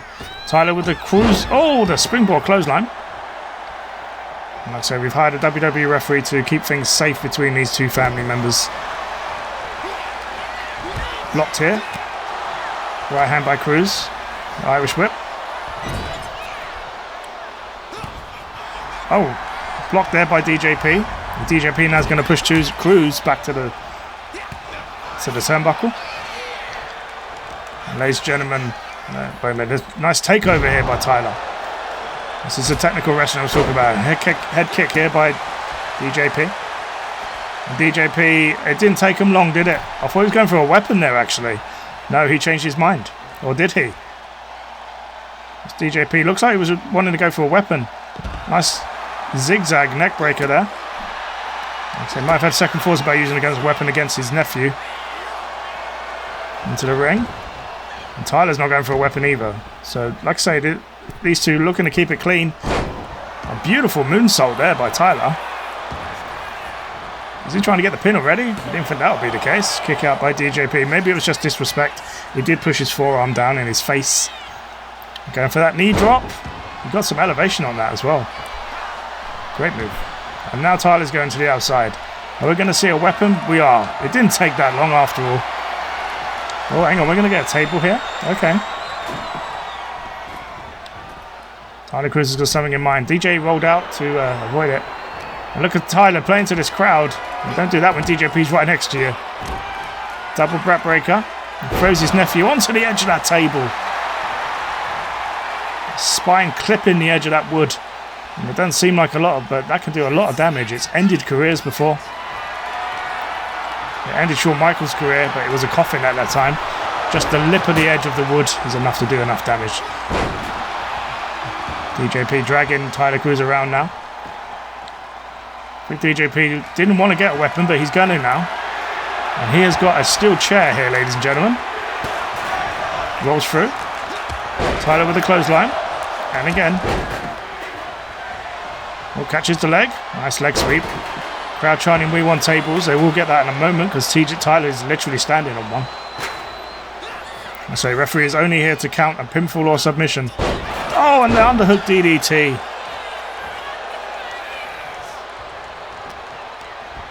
Tyler with the Irish whip reverses. Referee nearly gets clobbered. A clash of heads here. Running heel kick by Tyler. Going for the pin. To Tyler, this is a win. He wants a win. He just wants to pin his uncle. How he gets quite to that from A to B to achieve that remains to be seen. Crowd chanting "We're not worthy." Wait a minute, roll up here by DJP. 1, 2. I want to roll through. 1, 2, and a kick out. Oh. Both men trying to sneak it. Referee nearly got clobbered there. Sling blade by Tyler. And again, DJP landing back on that table. The table's becoming a nuisance. Chair shot by Tyler, and Tyler is the first one to pull the trigger in relation to a weapon. Series of kicks, knee to the face as well. Look at Tyler mocking his uncle. This is your own flesh and blood, man. What are you doing? Right hand. Tyler with a forearm to the back. And wait a minute, Tyler with a running drop kick off the ropes. This match is getting very violent very quickly. Weapons in the ring. Like I said, we've got a sledgehammer there, the chair. Referee gets clobbered as well. And DJP. Oh, a snap! Oh, looked like a snapdragon suplex there. Got the underhook. 1. And a kick out by DJP. These weapons haven't been used majorly yet. But what's this move here? Tyler looking for that. Kind of a cloverleaf submission. DJP's in trouble here. It's all legal, remember. So hitting the leg, trying to break out of this. This has been an epic match so far. We haven't had any blood, but to be honest, these men, they are related. They won't want to hurt each other that much, or possibly they want to. Oh, and Tyler lands on that table. Again, that table, until it gets used or moved, it's going to be a very dangerous hazard. And again, Tyler's neck, the back of his neck hitting the edge of that table. Going for a military press slam here. Tyler up in the air, and no way is he going to drop him on the table as well. No, misses it on this occasion. And now DJP is going to get that table and use it somehow. What's he got in mind? Oh, he just throws it down on top of Tyler. A running knee. DJP's like, get up. I'm not finished with you yet. Well, Tyler fights back. Right hand.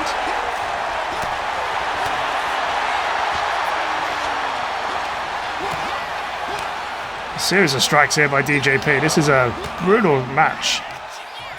The fact is a cousin and an uncle fighting a nephew and an uncle. And again, he lands on that chair and the table. Goes for the kick. DJP reverses that too. Like I said, they haven't used the table, and the crowd are getting a bit antsy about this.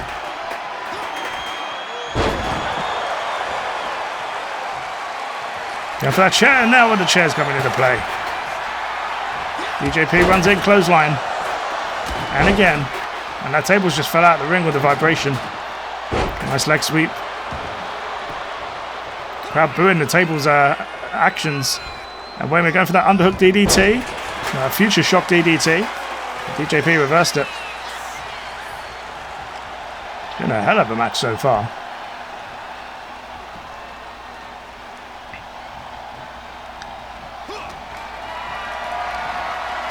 Fireman's carry. Going to drop Tyler on that top turnbuckle. He does. And, oh, Tyler fights out. And a running drop kick. A basement drop kick. What's Tyler got in mind now? Irish whip. Drop down. Tyler with a pop-up knee to the ribs. DJP in with a Superman clothesline. 1, 2. Tyler kicking out again. Very difficult to see where this win's going to come from. And is DJP going for another weapon? He is. Crowd trying to fight forever. He's got a kendo stick this time. And Tyler's got a sledgehammer. Who's going to get first hit? And DJP did. It's like a sword fight, but with a shovel and a kendo stick. And a pop-up knee again. That's the second time Tyler's hit that. Tyler with the waist lock. I'll go for that reverse power slam. Kick to the head by DJP. Right hand. And go for that German suplex. He might be about to ripcord him. He does that ripcord clothesline. And that kendo stick not providing the soft landing. 1, 2. It's over. What a match. Ladies and gentlemen, these two brought it here. These two relatives, uncle and nephew. What a match. And to be honest, I don't think we've seen the last of them based on this performance. But 1 up goes to DJP. He hit 2 of his signature moves to put Tyler away. The signature clothesline, the Superman clothesline. Tyler kicked out of that. He did not kick out of the German into the ripcord clothesline. Well done to DJP for picking up the win. Here is your winner, the So DJP gets a win in the record books. And Tyler Kruz has got nothing to be ashamed about here. He put in a hell of a performance. But ladies and gentlemen, DJP is your winner here tonight. And ladies and gentlemen, DJP has picked up a huge win here tonight. Humbling his nephew. Wait a minute, what's DJP doing? Tyler Kruz put in a hell of a performance here, ladies and gentlemen, but DJP picks up the win. What the hell is DJP doing? DJP's got a ladder. Oh my god! And DJP is attacking his own nephew after the match. What sort of behaviour is... Oh, there's no way. No! But Tyler wanted this match, and DJP is... I think that's what he's telling him. He's like, you asked for this. DJP has just thrown Tyler Kruz down on a ladder. And what a brutal, brutal match this was. Oh my god.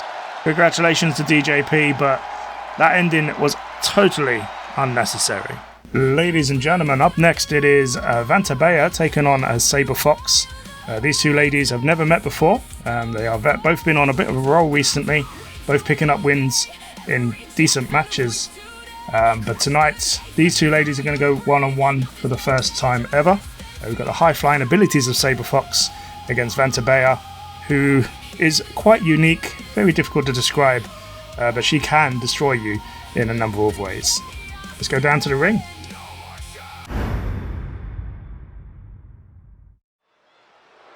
Remember, Sabre Fox undefeated since she debuted in SVW, picking up wins in a triple threat match and over Kirsty Keane in solo action. Vantabella, remember, an inaugural Pure Women's Champion before Pokiday dethroned her. And Vantabella will be looking to get back on winning form here to continue her rise back to the top and to a championship match. The following contest is scheduled for one fall, making her way to the ring from Jacksonville, Florida.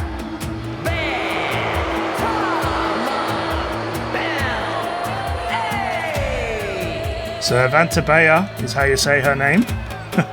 Our announcer's having trouble. I thought I was the one who was having trouble. I was told very sternly not to say Guillermo, the way I said it on last week's show. So I do apologise if I butchered the language, ladies and gentlemen.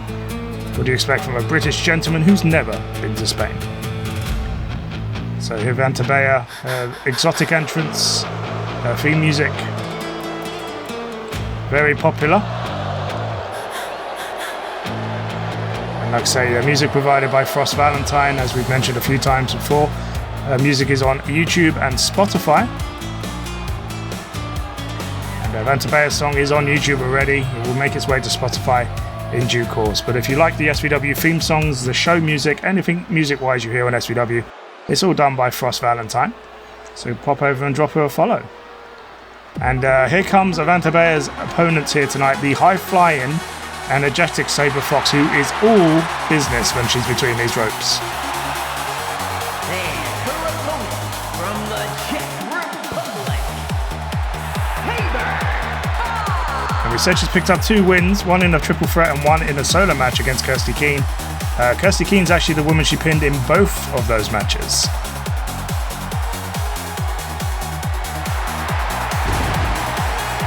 We heard earlier on that Kirsty Keane has now joined a faction called House of Soul with Dynamite Danielle Whitney, Hayley Hamilton and Lex Adams. Maybe Sabre Fox might be a good addition to that group. But here we go.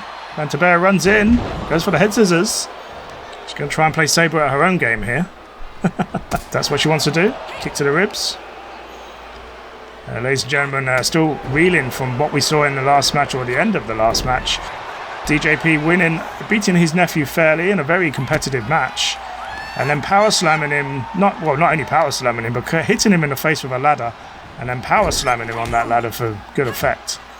Attacking your own family members, not something we really adhere to in SVW. Oh wait a minute, look at this move. Vantabella ducked it though. Vantabella, like I say, she's very unique in her offense. And she knows a lot of ways to avoid moves, and we just showed it there. And those educated feet coming into play. Vantabella going for a snap suplex. That was a beautiful snap suplex. And now Vantabella trying to strangle Sabre Fox. She's got like 5 seconds to play with there, but it's not literally legal. And Vantabella looking to super kick Fox here. She does. Maybe trying to end this early. Vantabella not getting paid by the hour by the looks of this. Runs in, another head scissors. And ladies and gentlemen, following this match, we will have a coming soon vignette for you. Another wrestler joining SVW. I won't spoil it for you, but the video itself is, shall we say, quite unique. Really sells the personality of the female wrestler who's coming. Remember, we saw one at Genesis with Victor Y. Sterling, who we believe to actually be the man who's stalking Meiko Kamatani. We haven't had that confirmed yet, though. We do not know what Victor Sterling looks like. We haven't seen his face yet, as per the vignette. So we'll keep an eye on that.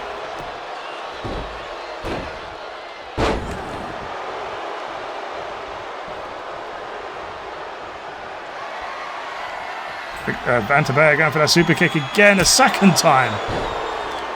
Sabre Fox just hasn't managed to get going on this one. Look at these elbows by Vantabella. Oh my god. That's the reason why Sabre can't get going. Vanta's taken her out from on the knees and not to a stretch here. A Black Widow, whatever you want to call it. Vantabella taking Sabre down at the knees, taking her offense away from her. Into the corner. Sabre runs in. Oh, over the top. Oh, wait a minute, what's this here? Oh, look at that move by Sabre. Beautifully done. Sweep kick under the bottom rope and the springboard. But oh, Vantabella gets her knees up. And again, Bea, throat cut gesture, which she's done a few times.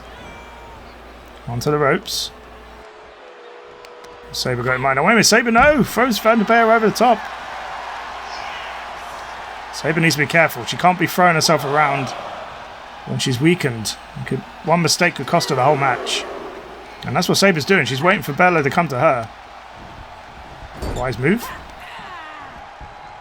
So Sabre going for the power slam. What can Sabre do here? She's got... Oh, look at the springboard up to the top rope. Off the rope. And there's it. Oh my god! The 450 1, 2. Ah.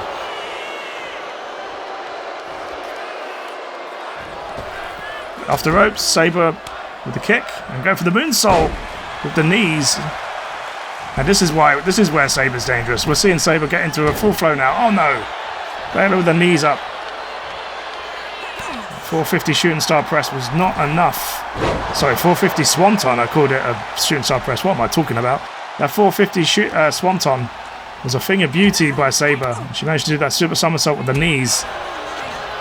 But Bella's back in play here, and here comes that wing clipper for another occasion. Sabre might be out.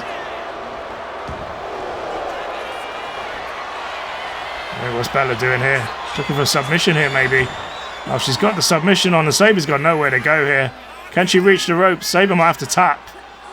Bella's trying to make her opponent suffer here, ladies and gentlemen. No, Sabre broke out of it. Okay. She's not out of this yet. Right hand.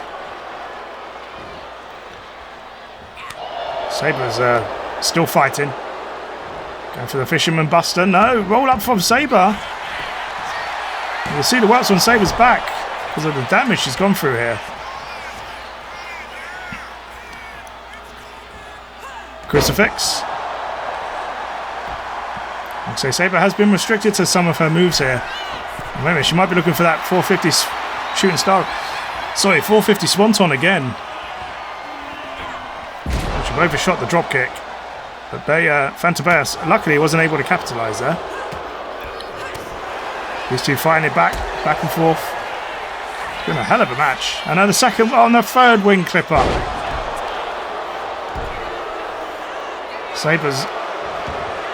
Sabre's unresponsive at this point. 1, 2, it's over. Oh wait, what's that? Oh my god, that's Groucho Porx. Groucho Porx is here, ladies and gentlemen. We saw her in a promo earlier on. She did call out Vantabella in that promo. What's Groucho doing here? She's just attacked Vantabella and Sabre Fox. But Groucho may have found her next opponent staring Vantabella down here. What the hell is this? That was an interesting end to the match. Ladies and gentlemen, congratulations to Vantabella. Sabre Fox just could not get going here tonight. Ladies and gentlemen, up next, before we get to our main events, we've got a little coming soon vignette for you. We mentioned it a moment ago.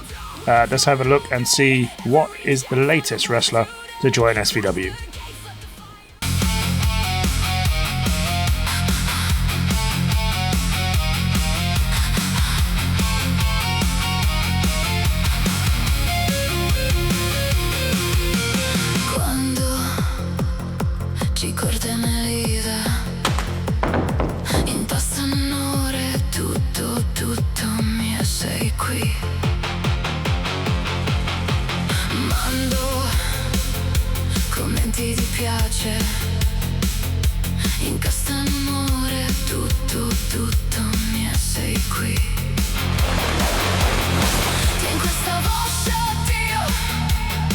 Come la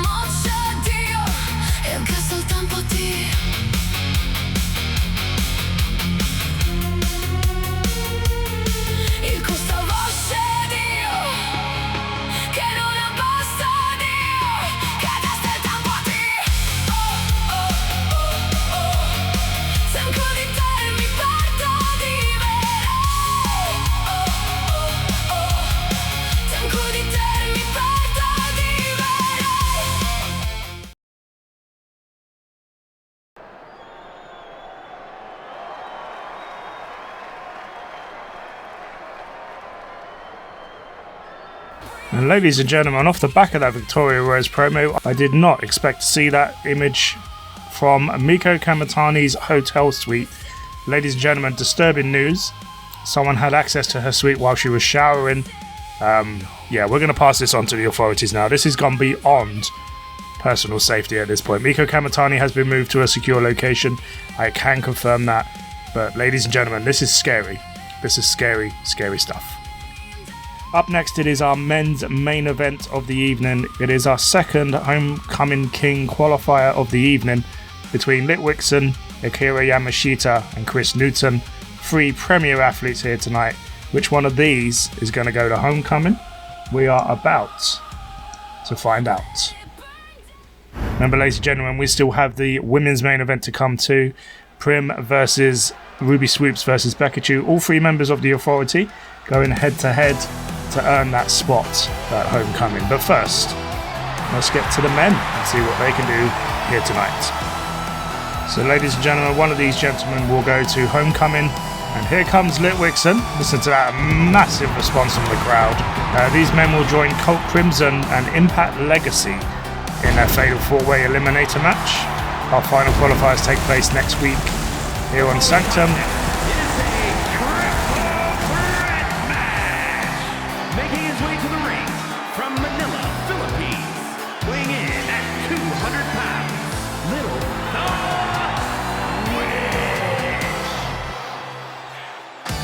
So Litwixen, Little the Wix, whatever you want to call him, the littlest big man in SVW, is looking here to get his shot at being Homecoming King.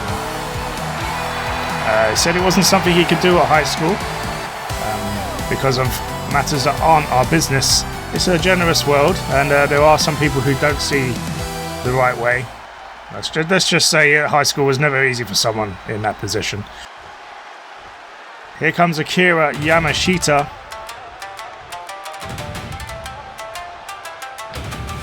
So here comes Akira Yamashita. He would love to go to Homecoming, to be the Homecoming King. As we say, it's not easy for everyone to be Homecoming King. High school is different for every single person on this planet. Look at this, Akira.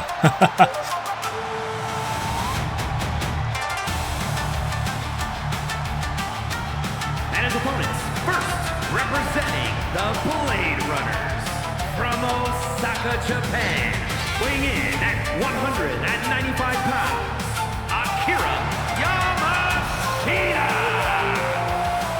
So Akira and Litwixen both have personal reasons for wanting to win this match. Chris Newton also will, but unlike the other two, Chris Newton, in the UK here, we don't do Homecoming King, ladies and gentlemen.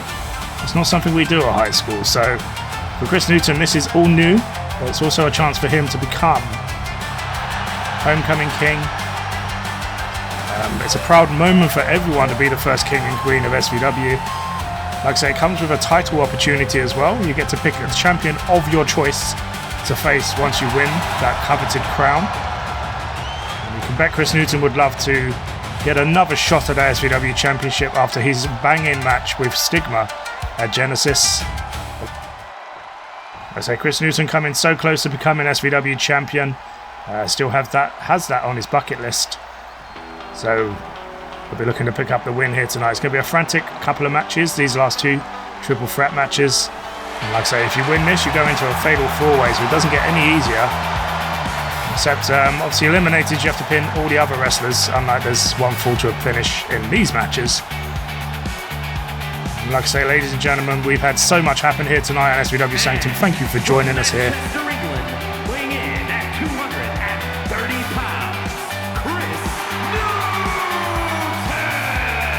As we say, we just saw that devastating image from Meiko Kamatani's hotel room. Meiko is safe, we can confirm that.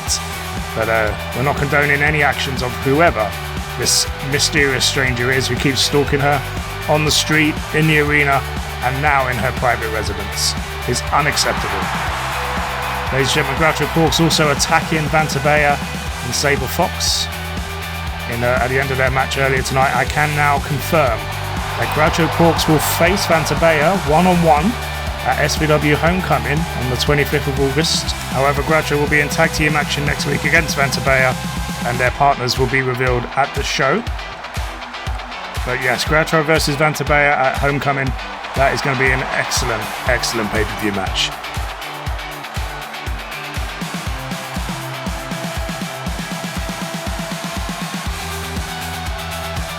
So ladies and gentlemen, all three men looking ready for action. Only one can go to Homecoming, and this is our men's main event.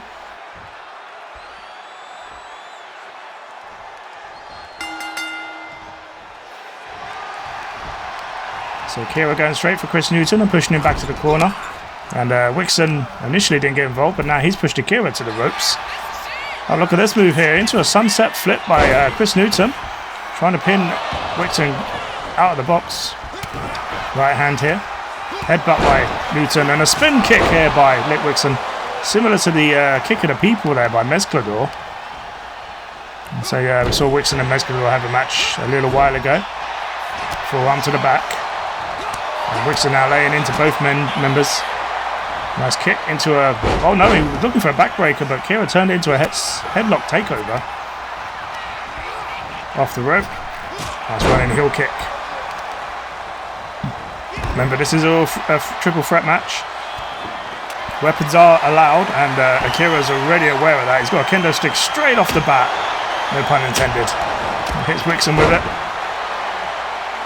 As we were saying, Chris Newton comes so close to becoming SVW champion against Stigma at Genesis.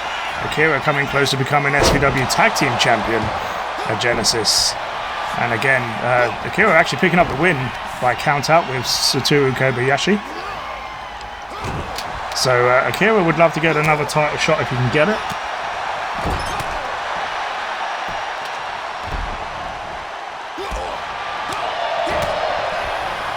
Nice drop kick there, and a nice flip over there by Litwixen as well.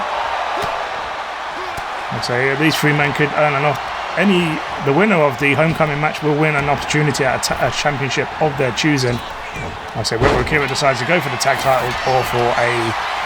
Oh, what a super kick by Litwixen, or for a singles title. It remains to be seen. I think they would go for the singles title, but some people are unselfish. Some people put their tag teams beforehand.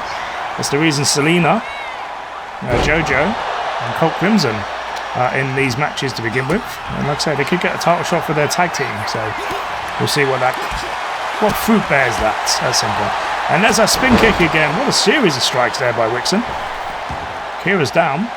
But Litwixen not taking advantage, he's going outside. And Newton's going to come across with a baseball bat, and he hits Litwixen in the head with it. And now he's hitting the knee, and Litwixen, you can see, holding that knee. Running forearm. Both of them tried the same move there and missed. German suplex by Akira. What a match this has been so far. Newton with a neck breaker on the outside. No countouts, remember. Referee's literally here to count a pinfall or a submission. You can get that however you like in a triple threat match. That's what makes these matches so exciting. It'll be the same at the Fatal 4-Way Eliminator as well. I think Litwixen just hit a lumbar check there. Or a backstabber. It was off camera. Litwixen into the ring. Head scissors. Newton reverses it. Pop up into an uppercut.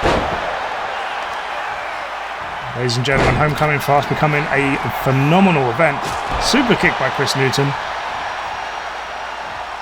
We will do a rundown of the card fully next week. Oh, wait, we're going to get a double team here. No, Litwixen colliding the head to both. Super kick into Akira, and he's going for that Lataxia onto the kendo stick. And a running heel kick or a rocket kick. Litwixen should be going for a pin. Akira's right for the taking here. He hasn't had a chance to do so. What's Litwixen got in mind here? Springboard into a clothesline. He's going for the wrong person for the pin here. Mind you, Akira's had a chance to recover. Kick out by Newton. I think Litwixen could have had it there if he'd prioritised Akira over Chris. Super kick by Chris Newton. Moonsault by Litwixen. Doesn't hit all of it. Big boot by Akira though. And the three men taking each other out. Like I say, ladies and gentlemen, we've had a stack show here tonight. We've seen qualification matches. We've seen winners go to Homecoming. They book their spots. And we saw Groucho Porx put the women's division on notice, and then literally like half an hour later, or just under an hour later, turn up and attack Vantabella after her match. Pinfall attempt here, but broken up. So we've got the coming soon announcement of Victoria Rose. Her video was, she we say eerie, to say the least. And as we say, Danielle Dynamite announcing her new faction, House of Soul, with Hayley Hamilton, Lex Adams, and Kirsty King. We have got it on a good authority that House of Soul will be in action next week. There'll be Kirsty King. Oh, wait a minute, look at that running kick there by Litwixen. It hit Akira, but Chris Newton kept him up. Flapjack. And Akira face first.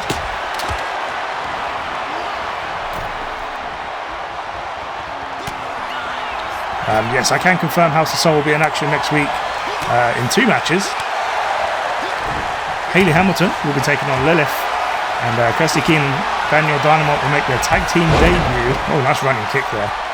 In a non-title match with the Wasteland Chaos, with the tag team champions. So that should be an interesting match. I think another attack is on the table. Here it is. Newton's down. This time Litwixen goes for it, but Akira's right there. So our show is already getting stacked up for next week, ladies and gentlemen. Akira gets a running start here, running boot, misses. Litwixen dropped out of the way. Newton with a super kick. I know Newton's fond of those. He's got a flurry of super kicks he calls the Beckham. And there's a super kick again. Uppercut. He's got a, as I was going to say, so he's got a flurry of super kicks. He calls it the bend it like Beckham. So David Beckham, very popular football star. Knew how to kick a ball. And that's Chris Newton paying homage to his fandom for that player. As we know, Chris Newton's a massive Manchester United fan. Right hand here by Newton. I think Akira may have gone for a DDT there. Camera cut away. Newton's watching something. It's off camera. I can't see here at the moment. There we go. Akira, runs Akira into Litwixen and into the neck breaker. Litwixen going for his own back breaker here. No, back suplex, sorry. But Newton punches his way out of it. Litwixen into the ring. Chris Newton, look at this, telling Akira to get up. Right hand. He's going to go for a yeet punch here. Mocking Akira. And Akira's busted open. And Akira, you saw holding his chin there. He might have a broken nose. But Newton now going in with a sledgehammer. Akira is in a bad way. Chris Newton goes for a spear. Akira telling either of these men to get back in the ring with him. Again, I think it was a back suplex attempt there. Big spin kick by Litwixen. At the moment, I can't see where Akira's bleeding from. The camera hasn't caught it just yet. I think it's on the left side of his face. It might be his nose, actually. Yeah, if you look at that, you can see the blood on his nose. I think he's got a broken nose. Which makes sense because Newton punched him square in the face. It's in the drop kick. Sends Akira spilling into the ropes. Looks in with the Irish whip. Pop up into a cutter. And Litwixen, look at this. Telling Chris Newton to stay down. That could be it. 1, 2. No. Newton kicks out. Litwixen thought he had it there. Moonsault off the ropes. Knees up for Chris Newton. Chris Newton in, and there's a Canadian Destroyer, and Litwixen is now busted open. Broke it up though. Like I say, Litwixen may be wearing a mask, but it doesn't protect him from damage to the face as it should. You see Litwixen holding his head. He's got blood on his hands. You can see him testing the damage here. Super kick, roundhouse kick by Akira, and Akira looking for that finisher. He calls this Dragon's Breath, the submission. And if Litwixen wants to stay in this match, he needs to break it up. And he does. Newton holding his neck. Akira put his finishing move into place. And look at this. Suplex throw.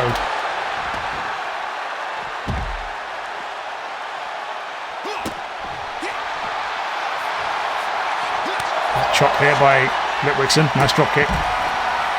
So Akira and SVW originally would love to go to Homecoming and win the title. Or win the Homecoming crown and a title shot. Oh, what happened there? I think Akira tried something. It's speared by Newton. The CRT, the CHT. Going for a power slam here. Oh, beautiful fall away slam. Sorry, not a fall away slam. In SVW, we call that the Fortnite slam. Named after a wrestler who didn't make it to the main roster in the end. Oh, look at that kick attempt by Litwixen. Sorry, the Fortnite Flurry is what we call it. I do apologise. It's getting late in the day here, ladies and gentlemen. Lots of words going through my head at the moment. Elbow here by Newton. Oh, and a running heel kick on Akira. And at the moment, Newton's got right for the pickings. Akira and Litwixen are both bleeding. Newton's got the sledgehammer, and I don't think it's to do any DIY. Akira with the running headbutt. What a move. Akira gets back in the ring. And you can't pin your opponent on the outside. That kendo stick is bending. Looks like it's about to break. Litwixen hitting both anything that's moving at the moment. Look at this. Newton and Litwixen both jumping over Akira. And I think Newton may have actually mistimed that move to put his hand up in the air, signalling into the skies. And the lumbar check. Litwixen, and Litwixen gets hit in the back of the head with a steel chair. And there's another Canadian destroyer by Chris Newton. Took Akira off his feet. 1, 2, and Newton has done it. Chris Newton is heading to Homecoming. That was a banger of a match. I'll say Litwixen had a couple of chances to win this. I'll say hit the taxi twice. He hit it there on Newton, but he hit it beforehand on Akira and forgot to go for the pin. I think if he had done that, he might have actually won it a lot quicker. Then there's that pop-up cutter by Litwixen, catching Newton in midair. Akira there trying for a diving headbutt, got hit by the CHT instead. He did hit one of those diving headbutts at a later point. And there is the Canadian destroyer out of absolutely nowhere. So congratulations to Chris Newton, who picks up the win here tonight, ladies and gentlemen. He will join Impact Legacy and Colt Crimson in that Homecoming King Fatal 4-Way Eliminator match. There is one more spot to be filled, and we'll find out who that is next week. But congratulations to Chris Newton. But ladies and gentlemen, we have one more match for you, and I can honestly say this is probably the most stacked main event that we've had in SVW thus far, purely because of the stakes at hand. It is Becca Chu versus Prim versus Ruby Swoops, all three members of the Authority, best friends, comrades, and as we saw last week, they were still a little bit dejected about their respective losses at Genesis. But tonight, they are thrown into battle by our general manager, who has a sick sense of humour, or maybe he just wants to see the best wrestle, and we're going to get to see that here tonight. Prim, a former women's champion, Becca Chu and Ruby tag teammates. However, what's at hand here tonight is that they are facing one another, and only one of them can go to Homecoming to fight to be Homecoming Queen.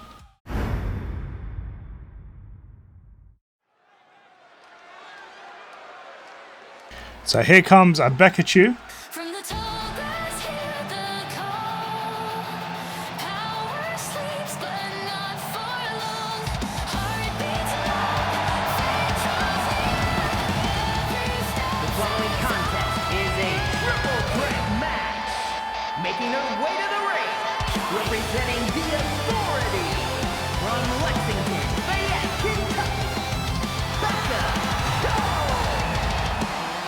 And we saw Becca's daughter, MC Princess, take on Pokiday earlier tonight.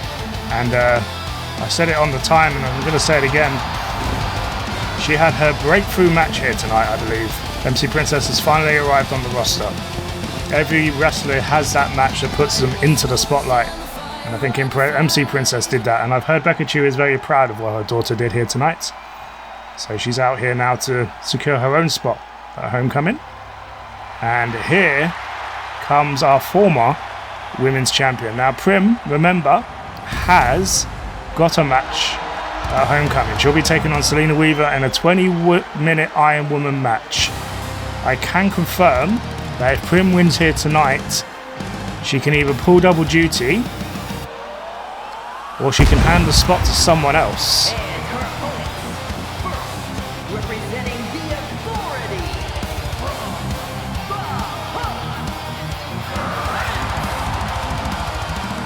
So whatever Prim decides to do is completely her choice. But we know what Prim's like. She'll go through 20 minutes as a woman to get the women's title. And she'll go through a Homecoming Fatal 4-Way as well. So this is definitely going to be interesting, but she's got to win it first. She's got to get past her teammates. Like I say, Bakachu and Ruby Swoops, two of the best the company has ever seen. Up until the loss at Genesis, Bakachu was undefeated. She technically still is in singles competition, so if she loses here tonight, it'll be her first singles loss. But Prim is looking ready for action. She would love to get that women's championship back, that's for sure.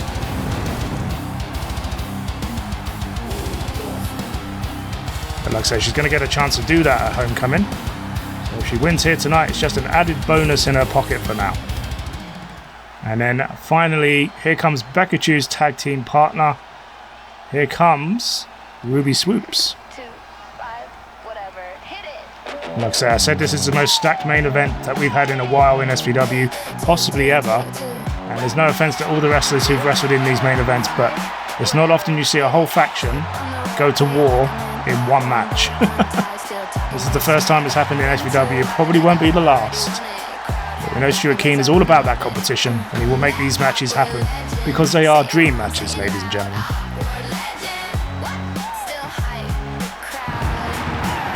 So here comes Ruby. So her and Bakachu on the same page most days.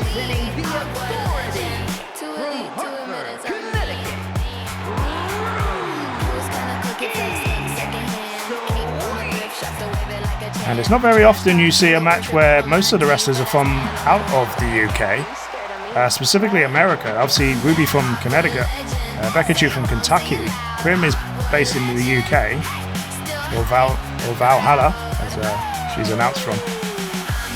But yeah, this is a very American match, and one of these ladies, well, Becca and Ruby know what it's like to be homecoming queen. They've experienced that at school before. But again, much like Chris Newton, Prim has never experienced it. And here we go, ladies and gentlemen. This is going to be a great match. Running kick by Prim, taking Ruby out of the equation straight away, and Bakachu going straight in on Prim now. This is going to be... Oh, and a super kick by Ruby. Alliances are going to be tested here for sure. Springboard by Ruby on Prim. And Ruby with another super kick to Becca, trying to keep Becca away from her, I think. Ruby and Becca know each other so well. They know how dangerous each of them are. Forearm to the back. Remember, there's no love lost between these two. This is literally about pride and competition. Nice neck breaker by Prim. So one of these women will go to Homecoming, and they will join Mandy Tawagia. Rebecca pushing Ruby Swoops to the corner. They will join Mandy Tawagia and Krystal Meth in that fatal four-way. Becca with a kick. Ruby pushing Prim back to the corner. You can see a lot of separation between these three ladies. What's Becca going to do here? Snapmare off the rope with the running kick. She hits Prim right in the face, a penalty kick of sorts. And now she's going for Ruby. And a Pele kick on Ruby. Now another. Oh, wait a minute. Becca's going for weapons. Okay, this is about to pick up, and Prim is not letting her grab that weapon. Boot to the face. And Prim is shouting down at Becca here. What the hell are you thinking? Did you hear that? I did. Getting weapons on your friends? I mean, anything is all legal. If you're going to win the match, you might as well do it properly. Nice series of kicks there by Prim. But Becca was about, and Becca's telling Prim to bring it, and Prim does with a spear. Well, Becca, you got what you wanted there, and Prim is now laying into Becca. I think Prim might have just lost her temper here, ladies and gentlemen. She saw that kendo stick and saw red, like a ball to a flag. Elbow to the face. And Prim is not happy with Bakachu right now. Facebuster. Oh, wait a minute, Ruby's going for a weapon now. She's got a baseball bat. You know Becca's fond of a baseball bat or two. Ruby into the stairs. What a match this has been so far. I say loyalties are going to be tested here. It's going to be like it's like a game of Monopoly at Christmas, ladies and gentlemen, or a game of Uno. It tests friendships, only with more physical wrestling and blood, potentially blood, should we say? Oh wait, what's this? Oh, a stun gun by Becca into a neckbreaker on Ruby. Right hand by Becca, going for the springboard kick. No elbow. Becca trying to pin Prim here. That's a word. That's a mouthful. Becca trying to pin Prim. Say that 10 times quick. Look at the strength of Prim. Oh my god. That's suplex. Ruby with the right hand. And Ruby off the rope with the whisper in the wind. She got some elevation on that. Flew halfway across the ring. What's Ruby going for here? Wait a minute. She's looking for it. Submission hold here on Prim. She's got some strength to keep Prim up there. Prim is a muscular lady, shall we say. Ruby's gone out. I think Ruby's looking for a weapon now. Throwing it all to the hell. I mean, Becca introduced a weapon perspective, so she only got herself to blame. And now Ruby going for Becca with a kendo stick. And I think Prim was going for a submission on Becca there, but Ruby stopped her in her tracks. Who was going to win this match? Who was going to go to Homecoming and book their spot in that main event? Ruby comes in, looking for the elevated kick. Beautifully done. Straight into a pinfall, and Becca's going to be the bear, break it up. Runs in, and Becca with the Canadian Destroyer, or as she calls it, the Bunny Destroyer. One, and it broke up by Prim. Prim and Becca just staring each other down here. And it's a roundhouse kick. Becca moved. And a kick of her own. And Prim with a forearm. And Prim was going for something. And Becca with the forearm of her own. And Prim, look at Becca with these strikes. Runs Prim into the corner. And as we saw, ladies and gentlemen, we saw Prim last week. Sans her makeup. Sans her Viking war paint. It was a very surreal experience, and obviously pissed authority off when Hank just walked into their locker room. Prim with the headbutt. It was that Valhalla's curse. And Becca with a drop kick in the back of Prim. And Prim's just like, what the hell? Oh no, Prim's actually stunned here. And so seeing Prim sans the makeup did shatter the illusion somewhat, but it's nothing. It hasn't changed how we feel about Prim. We know she'll still kick our asses if we speak to her wrong. It makes you wonder if any of them are tempted to team up on the other. I don't expect it, to be fair. Wait a minute, Prim looking for the rise to Valhalla. Is she going to get Ruby down for this? She is. Rebecca's right there with a chair. And Prim, Becca threw the chair. Prim just blocked it. She just ignored the chair shot. She looked like she had the win there. Ruby's down and out at the moment, anyway. Prim with a face buster on Becca. Prim with the clothesline. Prim taking control of this match now. And Prim telling Ruby to get up. Oh, look at that face shove. That's totally unnecessary. And a running fight to the back. Snapmare. Right hand. Ruby's out of commission for the moment. She's out convalescing, shall we say, on the outside. Kicks here by Prim. Prim going for the facebuster again, maybe. Yes, on the kendo stick as well. And you can see Becca holding her face. Ruby needs to break this up. And she does. Ruby's back in. I think Ruby was looking for a springboard of some kind there. Prim with a drop kick misses both ladies. Becca with a clothesline on Ruby. Stops her in her tracks. Head slam by Prim. These three ladies are going to destroy each other if we're not careful. Oh, wait a minute. Prim looking for that PTO. That submission hold on Ruby. Ruby's in trouble here. Becca needs to break this up. And Becca is too busy skipping on the outside. Ruby could be in trouble here. Broken up by Becca Chu, though. I think Prim was tempted to keep it on hold there, but she broke it in the end. Prim going middle of the rope. Kendo stick shot by Becca, and Prim needs to be careful here. Oh, and what a spear by Prim. Takes Becca off the middle rope. And Ruby rolls out again. Another facebuster, and again, nearly hitting that kendo stick. She missed it that time. And this is what Prim was trying to do to Ruby a second ago. She's looking for that spear off the middle rope again. No, she's... Oh, DDT on the kendo stick. Headbutt to Ruby. No, Ruby blocked it. Saw it coming. What a hell of a match this has been. Kick to the ribs. Wait a minute, Ruby going for the one scoop or two. No. Prim blocks it. Goes Ruby over her shoulder. Going for the pin, and Prim's trying to cheat here. Technically not cheating in a triple threat match. And a running and shining wizard by Becca that stuns Prim. She's on the ropes. Becca with a clothesline. Prim to the outside.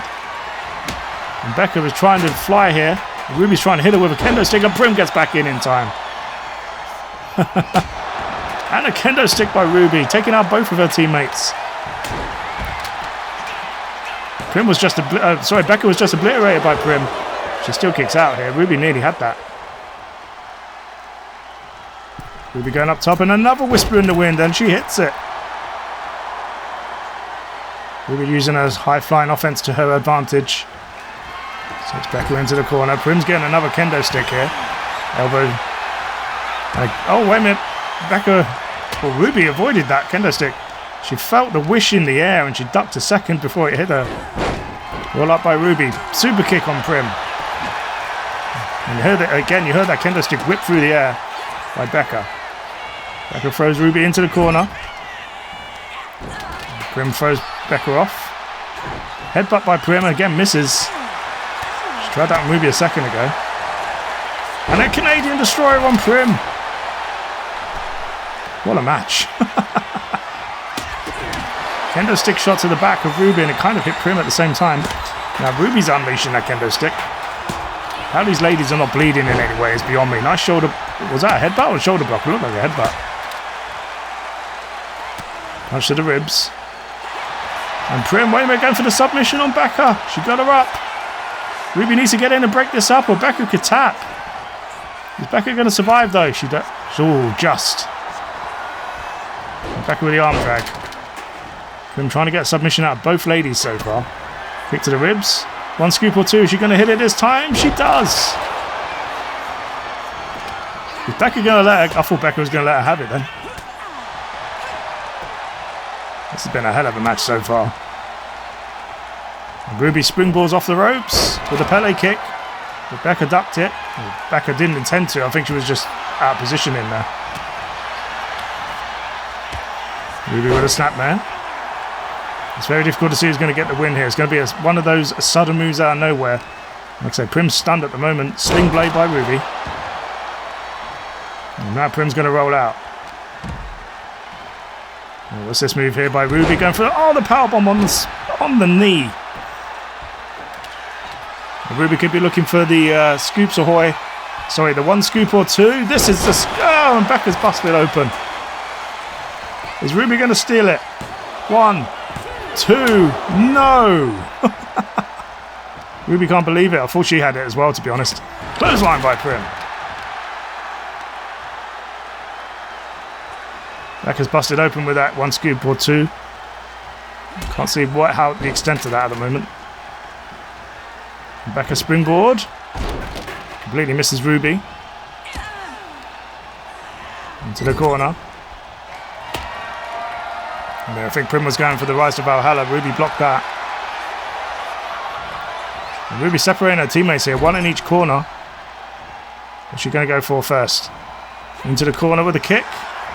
And Prim blocked that. Power slam. And Prim again going for the pin. Becca not allowing it though. Springboard by Becca. Into the crossbody. These ladies are battered and bruised. This has been a hell of a match. What a main event this is. But only one can go to Homecoming.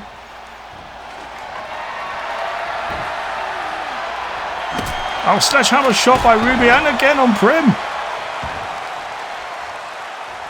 Prim rolls out. I think Prim might have a busted rib there if she's not careful. Super kick by Ruby. Ruby making sure with that sledgehammer maybe. No.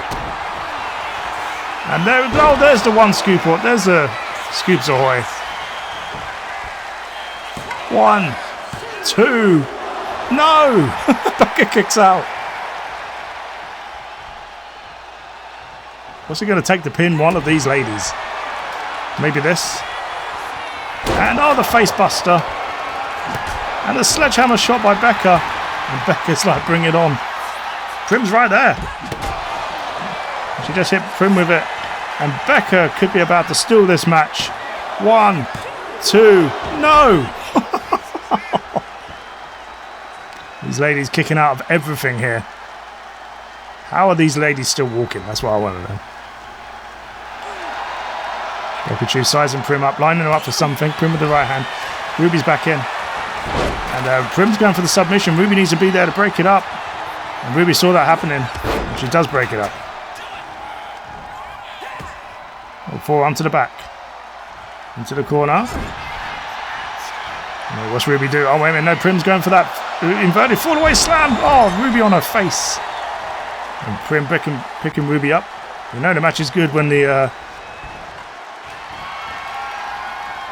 crowd don't know who to cheer for.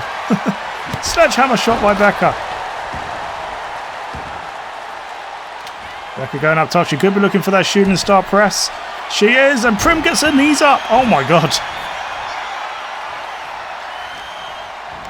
Prim with a pop-up into the Samoan drop. And baseball bat to the back of the head. Has Ruby just stolen this here? What a move. 1, 2, and she has done it. Ruby is going to Homecoming. And ladies and gentlemen, what an absolute banger that match was. I think this was going to go forever. I didn't think there was going to be a winner. Holy crap. So much to call in this match. Ruby, Becca, Prim putting on an epic showcase here tonight. Just showing you exactly why the Authority are one of the premier factions in SVW.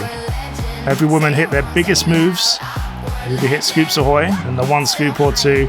Becca hit the Shooting Star Press and the Bunny Destroyer. She didn't hit Pikachu though.